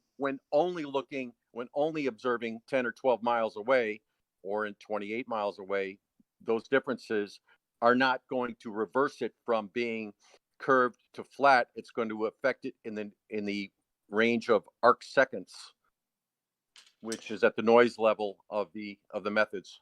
sure. And not to belabor this point too much, but that was just rhetoric. Again, can you show me? Can you show me? I don't have these books, Larry. Okay, I suppose I could show you, but I don't know how to show you a book. But the You can take title a of which picture of it is the with your Royal phone. If you can't find it on PDF, if it's not if it's not reproducible on the internet somewhere as a PDF, then just take a snapshot with your phone or something. That's all I'm asking. Okay, did you see that? I tried to put up two graphics. Did you or Stingray get those? Here in Discord right now? I thought I had. I sent a message. I thought I was doing it to. I thought I sent something to Stingray. I didn't see anything. Dean? Well, I didn't get a notification that you sent me anything by text. Did you do it in the chat? Is that what you're saying? yeah. This is the first time I've ever. You should be. I think that you been on should be able Discord. to. If you clicked on my icon and the chat box option came up, and you click the chat box, if you click the chat box option, if there's an image option, you should then be able to attach the image that way. But all I'm saying is I haven't seen a notification come up for me that you tried to do that. So if we need to do that on another time, that's fine. Is there anything that you can even suggest that if I'm going to look up anything online, you know, if I don't have access to a library, if I don't have access to the books that you have? That's okay. Stand by a sec. I'll make sure to get the citation correct. Drop the phone. That's all right. Take your Drop time. the phone. Sorry. Yeah, that's all right. Just go on mute if you Chat want to amongst keep. yourselves. Yeah, just go on mute so we don't hear you drop the phone again. All right, just going to say hello to everybody out there in the chat. We got Jack653, Walter Williams, Rob H, Alexander Lightwater, Marve, Colin Dresser, SE Montreal, Chris Berry, and I'm not going to scroll back up. Everybody who's out there, thanks for being here as part of the show. Appreciate everyone. Dean just dropped. I got to go on mute. I have to cough.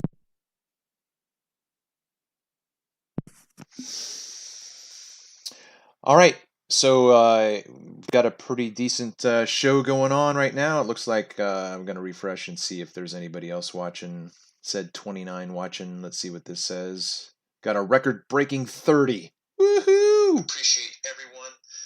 Record-breaking 30.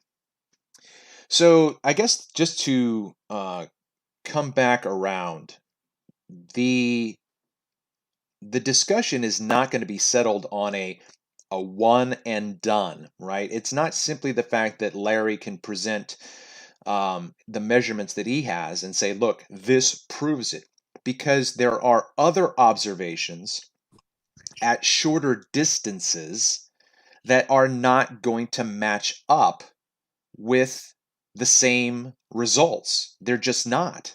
So then all of those variables have to be taken into consideration. You know, if we're going to do this like ad nauseum, Jay Tolan's stuff has to be taken into consideration. Larry's stuff has to be taken into consideration.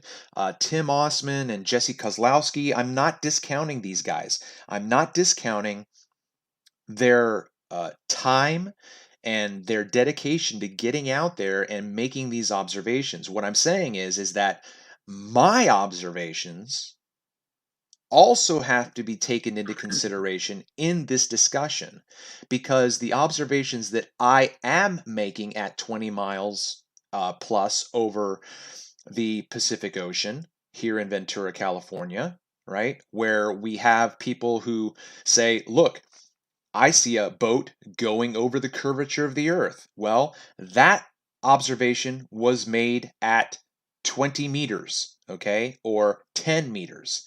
That's where the observations have to be taken. That's where my observations are taken. If you're going to tell me that you're watching a tanker be obscured by the curvature of the earth, and I have a tanker that looks like it is blocked by the curvature of the earth, but I can demonstrate that the refraction in the air is creating the horizon by lifting it up in the opposite fashion of looming, right? So in the world of atmospheric refraction, where looming exists, that reference to looming is beyond the horizon. Anything behind the horizon is being raised up to be seen. Otherwise, you wouldn't see it.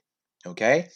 So, I have been presenting recently my interpretation that I have no problem using the term looming, but I'm using it with the adjective proximate.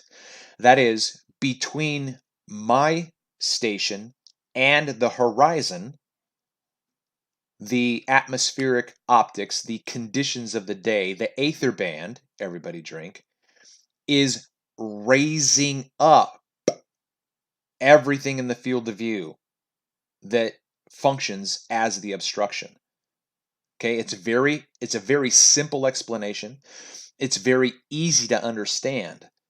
Now, in order to debunk the consensus that's out there, that's not going to be done sitting at my desk in my apartment. It's just not. So everyone who says, well, is there a paper? Can you give me a citation? No, I can't, because I'm the source. I'm the first guy saying this. So if you want me to justify what I'm saying, I'm going to need a team of scientists with me out in boats on the horizon, going into and out of and left and right, taking their observation or taking their measurements out there on the boats as well. Okay, this is not a one and done, but do not hand wave dismiss the interpretation that I'm giving. If you hand wave dismiss it, then I have no time for you. I would rather you say, you know what, that's really interesting. I understand exactly what you're saying. I don't agree with you, Travis. I don't agree with you, but I understand what you're saying. And you know what? You're right. It would take a lot of time for you to gather up that kind of data to go against a consensus. That's all I ask for. That's all I'm asking for. All right, Larry, I hear you there in the background. Yeah, the one of the more modern references is Bomford, G. Bomford, Geodesy by the Oxford Press, page 264, describing refraction as a coefficient of the central angle. Okay, hold on. I'm trying to do it again. G. Bomford, what? G. Bomford, Bomford. Okay. That's the author. The book is simply titled Geodesy, section 3.2, page 264. And Geodesy is Geodicy? No, Geodesy. Got it. Appreciate that. Thank you. And do you know what the initial G stands for? No, I don't. So it could be like Guilford or whatever, or Gary, but G is his first name, right? Okay. Correct. Okay. I appreciate that. Thanks. And what was the page reference? That was page 264. Okay. Great. I appreciate that. I'll take the time to look that up, see if I can locate that and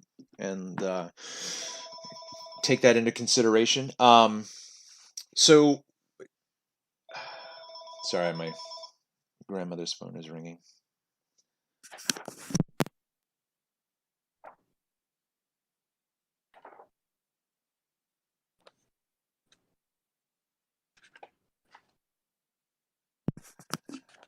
Yeah, so Dean took issue with my description of what you presented on Jose's show with your orthographic view. So when I first was looking at your orthographic view, I misunderstood the explanation because you presented the image that you did as though it were to scale with the curve in mind. So you had your position with the triangle at the top, and then you had your tower, but your tower was lower in the diagram. So you were combining a side-on view that incorporated curvature to it. So you manipulated the image that you created by dropping the observation. Is that correct? No.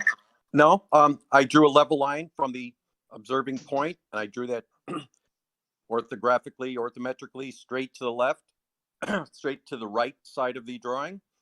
And the tower has a negative vertical angle, so I drew the tower below that line.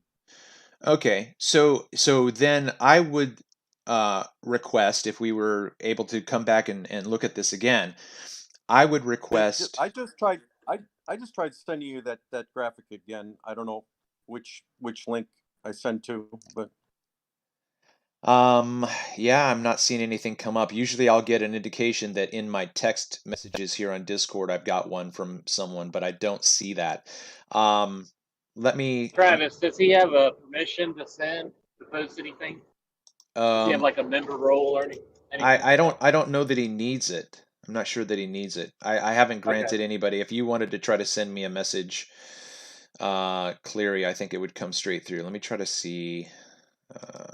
Oops. I'm trying to see how I would send Well, which link are you? What do you mean, which link am I? I don't know what that means. I don't know. All right, hold on. I am going to send you a message. I'm going to give you my email address. Just send it to me in my email. All right.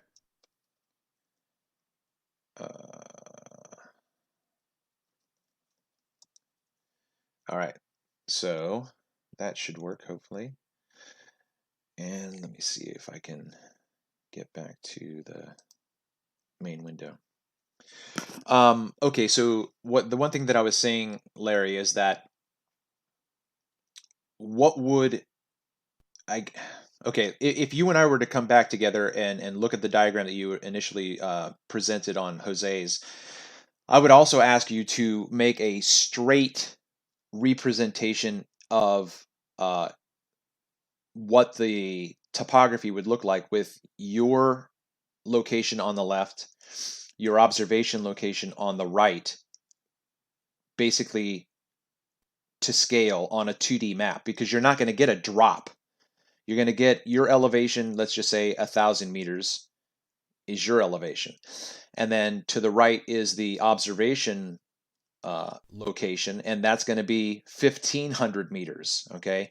So in that orthographic presentation, that 1,500 meters is going to be higher than your line of sight. So I would want to see both of those images, because the one that's on top is going to be helpful to contrast what you see below. Because again, and then we would actually need a third image. We would need a third image that would then show both locations, but in reality, the third image would drop the height of the observation location because of perspective. Okay, so it is going to be lower than. Now, again, your observation location, let's say, is 1,500 meters. Well, that is higher. That's 500 meters higher than your location. So that size, that elevation is not going to change. But if you were to look at that observation in real time from a first person, orthographically, then the observation on the left, we're combining two different worlds. That's impossible to do, because both things are going to change. Anyway, so your image that you created is an imposition of curvature. You are imposing curvature to demonstrate what you think your observation in real time showed you. You saw your observation point lower than I suppose you were expecting. If you had the theodolite, the crosshairs are there, your observation point is lower than the crosshairs. Okay, two things, maybe three, two or three things that I would say that as an amateur, I would say are the cause of that. One, distance. Two, perspective. And three, the conditions of the medium through which you're looking. Those three things are going to drop your observation. Now, at times, it actually could raise the observation as well. That's why you need to take the summertime shots and the wintertime shots and see if on one of those days your observation is actually, wow, that's actually higher than my crosshairs. What's going on? That's really strange, right? So go ahead. And well, it's not whether or not it's above or below the crosshairs. I lay the crosshairs onto the target and I read the angle from zenith, which is the plumb bob. So I'm reading it from vertical. So my instrument is oriented to the gravity vector at the location, and I lay the crosshairs on it and read the angle from zenith. Okay, so I'm a layman. I'm going to try to restate what you said and see if I understood what you're saying. Okay, so you've got your theodolite set up. You've got a plumb bob that is 90 degrees, right? Yeah, the gravity vector, but it's actually a I'm not going to say that. Vial. I'm not going to say that silliness. So the 90-degree angle of your plumb bob, okay, and then if you have your crosshairs set up at a 90-degree angle, you're saying that you had to drop your crosshairs to hit your target, and your theodolite is basically a computer that reads how much you had to drop your crosshairs to hit your target, and then it spits out that data to you. Is that basically a redneck version of saying what you said? Yes, but it's completely analog. It's a 1960 vintage Okay. theodolite, Okay. so it's all just All right. Good. glass All right. plates. Yeah. Good. And, okay. Good. I get and it. micrometers. Yep. Okay. But I mean, there's no. My point being, there's no internal actions going on to the numerical data. I mean, it's like I read it with micrometers, and there's a microscope that reads onto a glass plate protractor, and that's just the angle. It doesn't have any additional input to make any alteration of Got that it. data real time. Yeah. Okay. Again, so as a redneck, basically, you're reading. I guess I would say I would call them hash marks, right? And those hash marks are Well, set yeah. off by arc minutes. Angle marks, yeah. Yeah. Around Okay. a glass protractor. Sure. Okay. All right. Yeah, you're doing it old school. Okay, I appreciate that. Well, that was also the impetus, as I was taking these marvelously first order state of the art instruments from 1960, which are available really quite economically, and rerunning this scenario across the Shenandoah Valley to see what sort of repeatable accuracies I got in elevation to the strobe light on top of the tower. And that's why I did it from 4 miles away, 8 miles away, 12 miles away, 2014, 2016, 2018, and coincidentally, that 28 miles away, which was just as a why not? Because being that far away, I would never, hold that as the noise of that would be so great. However, by adhering to conditions which are the definite, or of which typical refractions is defined upon, and the typical refraction in 3 and 4 and 5 miles, you're not going to get but a few arc seconds of difference. It has a very small range, so the impacts are not tens of meters, not hundreds of meters, part of a meter. So one of the things that you said earlier on that I wasn't able to ask you a question, I think that you said you made the observation at 4 miles, and you said the result was 1,000 meters higher. Can you recollect what you said if I'm not saying it correctly? Yes, in the shorter distances, I'm in the valley floor, and the valley floor is pretty constant, about 600 to 700 feet above sea level, and the tower is a full 1,000 feet higher in all of those scenarios. Okay, so I'm not understanding that. When you say higher, what do you mean higher than what? Higher in sea level elevation.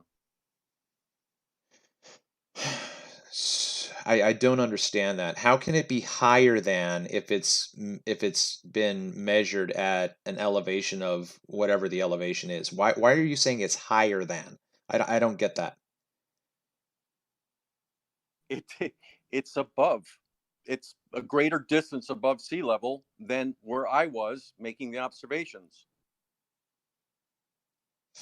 See, to me that seems redundant. If it's higher than you, if you're at an elevation of 600 feet above sea level and the observation that you're making is 1,200 feet, of course it's higher. But that seems redundant to say that. I was just indicating that in those cases, I did have a positive vertical angle, and it was a large positive vertical angle. And at 28 miles away, it was a negative vertical angle and a small negative vertical angle. So I wasn't measuring the elevation of the tower from points that are at the same elevation. I was significantly lower, looking up to the tower, and not 100 feet, not 300 feet, but a full 1,000 feet higher in elevation. I don't know how else to describe the scene and conditions. Okay, so are you saying then that the observation was 1,600 feet? If you were at 600 feet above elevation, above sea level, and you're saying that the observation is 1,000 feet higher, then you're saying that that observation is 1,600 feet. Is that what you're saying? Yeah, that's the delta height. That's the plus. Okay. Yes. Okay. All right. I just Yeah, wanted to understand. a delta height of over 1,000 feet. Yeah. So, are you in the Maryland area? Or are you in West Virginia? Where are you? I'm in the western panhandle of Maryland. Okay. All right. Yeah. Um, would you be willing to make a trek out to the Chesapeake Bay and do some Oh, observations? absolutely. Yeah, that's not far. Not well, it's a little bit far, but not far. Okay. All right. Well, did you see my email in your text here in No, Discord? I don't. Okay. So here in I really have to. I really don't know how to navigate this Discord on phone. okay. Well, if you have Discord, I thought I did, but all right, let me see this real quick. I'm going to add you as a friend, and then I sent you a message. So my message is still oh, I showing that. see it. I see it now. Okay, Are you okay. Dr. Professor Etherband? Yeah, yeah. Okay. So what we can do then maybe is look to see when when it would be conducive for you to make your way out, and we can try to I'm not going to have anything near 1,000 feet. I'm on the shoreline of the Chesapeake Bay. I can get 10 feet above that where I'm at, and then I make my observations anywhere from a mile to 12 miles away. But I've actually tried to find out how I can get a local surveyor who would come out, and I would pay him for his time to do these kinds of measurements to see what happens, because I get a lot of variance with my observations where I will have certain things higher in my field of view or lower in my field of view, even though my observation uh, location has not changed. So that is entirely 100% due to the conditions of the medium through which we are looking. And so when I first started making these observations, I had no preconceived expectations. I didn't know what I was going to see. So I am interacting with this information firsthand with zero experience. And so I had to think through. So everything that I'm saying up to this point now has been, I think, a maturation And process. Go ahead. well, the marine environment is so noisy and variable that that's a lot of discussion about the apparent geometric horizon. That's why we don't measure from the horizon. We measure from the gravity vector in zenith, because that's consistent. But in the marine environment, you have a noise level that exceeds.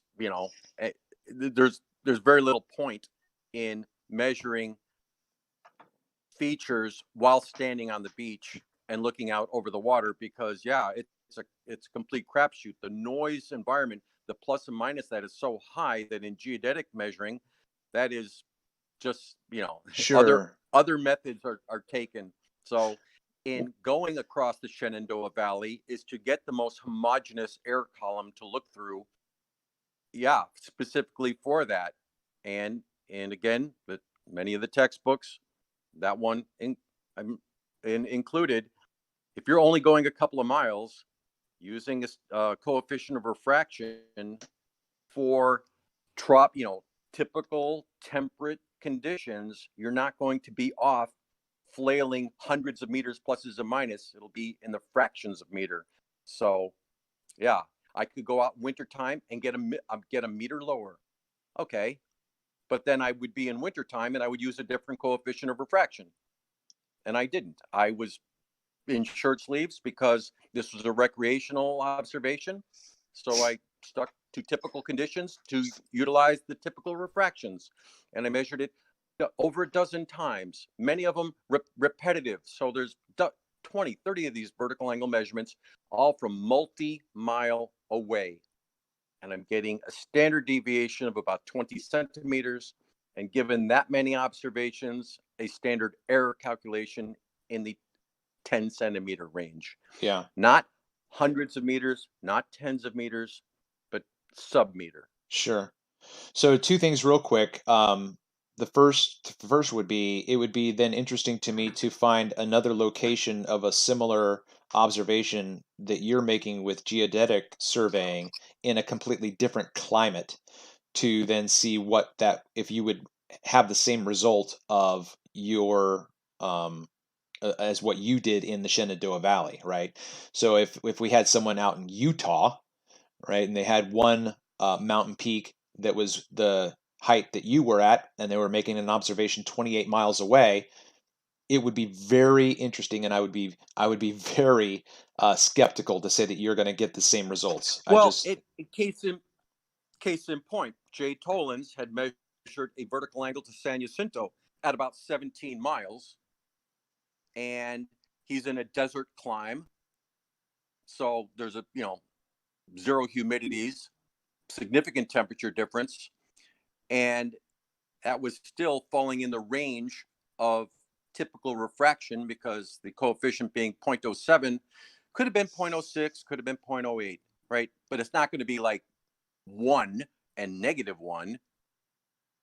So in taking his observations with the data he provided, he did in fact replicate the elevation of San Jacinto, as is known by geodetic surveying, and as is reported in Google Earth, and as is reported in plethora of documentation. So the validity of the elevation of San Jacinto is not in question. And when Jay Tollins measured his vertical angle, he got classic textbook results, which is not some freak coincidence. Sure, I wouldn't say that it's a coincidence at all either. And in his reduction of his own data, he ignored refraction, and he pretended he was not on planet Earth. Okay, well, I'm not gonna. I haven't watched Jay Tolan, so I'm not gonna cast aspersions at all in terms of what his methodology or his motive was. The second thing that I was gonna say about the suggestion that I made with you coming out is precisely the fact that I am making these observations because I'm not a geodetic surveyor. That's not what I'm taking these observations for. So that we can just throw that objection out the window. My observations are the ground level, grassroots, Granny Smith and Grandpa Joe typical person. Because if you go to, trying to think of what that channel is now, I can't remember. If anybody out in the chat remembers what channel it was, where you have Michelle Thaler, who is an astrophysicist, who comes on and she says, there's something crazy going on in the world right now. People think that the Earth is flat.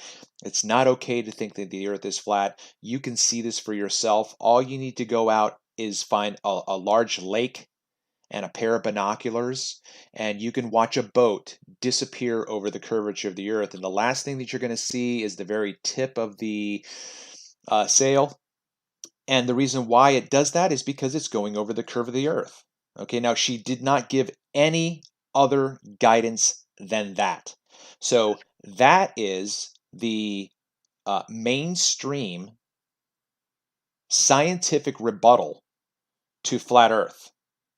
That you can do this yourself with a pair of binoculars. She didn't say go out in the wintertime. She didn't say go out in the summertime. She didn't say get yourself to 1,500 feet so you can remove all the noise, blah, blah, blah. She didn't say any of that. Okay? So that's what my observations are countering. My observations are demonstrating that curvature is... Hold on, just real quick, Larry. I'm sorry, I was almost done. So my observations are clearly demonstrating that the alternative explanation for the understand or for the interpretation that ships are going or boats are disappearing over the curvature of the Earth, the alternative explanation is what's going on is refraction 100% every single time. Go ahead. And taking a pair of binoculars and watching the crow's nest be the last part of the ship you go over, be it summer or winter, the difference is the distance at which, how far away it is when that occurs. Okay, again, that's the only difference. Again, not listen. Whether or not it occurs or not occurs. All right. Okay, but listen very carefully. She didn't give you any guidance. She just said, Okay. Go out with a pair of binoculars, and when you see the ship do this, this is the interpretation. It's going over the curve. Well, there's enough centuries of naval warfare, I think, backing her up on that. No, it's. Hey, can I jump in real quick? Yeah, go ahead, Cleary. Yeah, Larry, do you think you should be able to see San Jacinto over the curve of the Earth at that distance? Well, Jay Tollins did, yeah, because the curvature is only a few hundred Try feet, not to. And the mount. Try to answer the question that he asked you. Yes. Given the altitude of the tip of the mountain, yes. Wow, you can see pretty far around that ball. Given the altitude of the peak, yes. Okay, I better jump back off. I'll be listening. Thanks. All right. So I don't necessarily think that there's anything more for us to discuss unless you have questions based on what you've heard me say. But I would like to follow up with you either virtually here or in person if you wanted to set the time aside and come out for a weekend or whatever, and we could just kind of see what we can see. But I just sent you a couple emails. Okay. Did you get those? Well, I've been talking. I'm not checking my email right now, but I will after the show's all finished. Unless you wanted me to look at something, right away. They are the diagrams that were in discussion. Okay. All right. So give me a second, and I'll go do that. I'm going to just put this link in the chat. Again, everybody out there in chat, thank you for being here. We've got a new channel in the chat. It is Man versus Matrix, and this is his channel link. If you wouldn't mind subbing to Derek's channel, he is all about growing his own food and restoring an RV and talking about everything under the sun. So Man versus Matrix, make sure you subscribe to his channel, and I will jump on over to my email real quick. If you want to just hang tight, I'm going to put on some background music. I'm going to go on mute.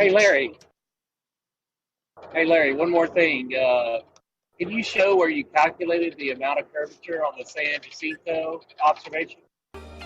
Yes, at all the longhand calculations are at the base of every diagram. Sorry about that. Right. Did you drop that in Discord?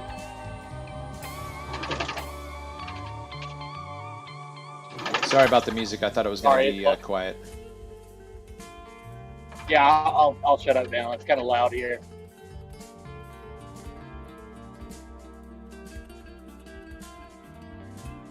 Yeah, I included all the calculations for all the components.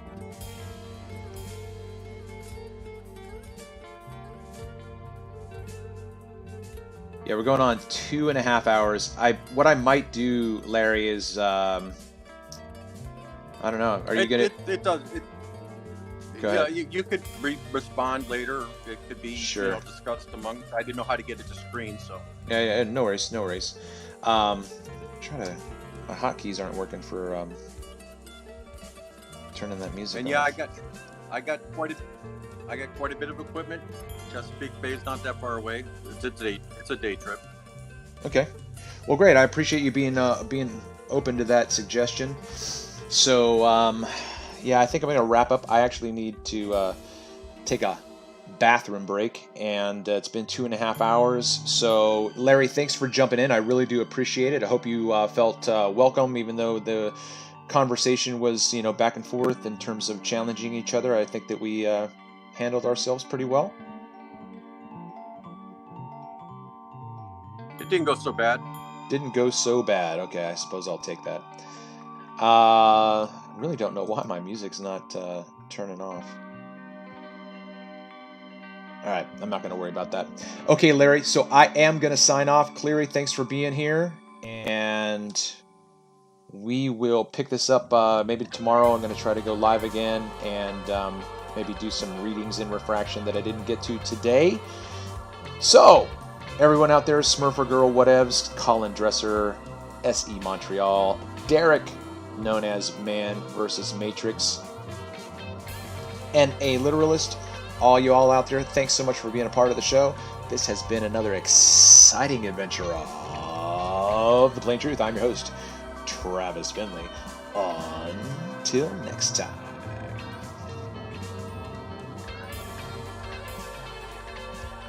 Alright, now I'm going to jump on all over and close out this, that, and the other so I don't have a buffering stream for the next 12 hours that shows that I'm live when I'm not. All right.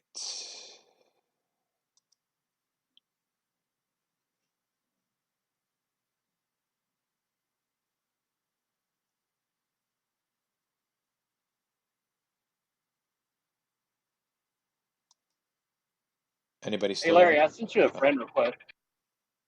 Say again. I sent you a friend request in All right. Discord.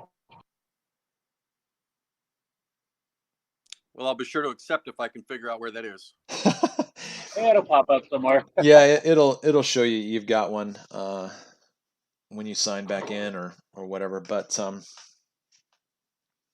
yeah, so if you want, I can join. I can add you unless you're already added because you were here today. You know, feel free to join the stream if ever there's one open and you want to contribute to the discussion.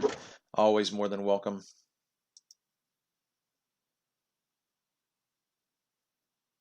All right.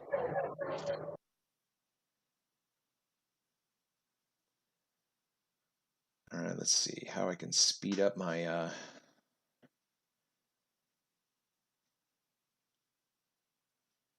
so it looks like my OBS crashed. All righty.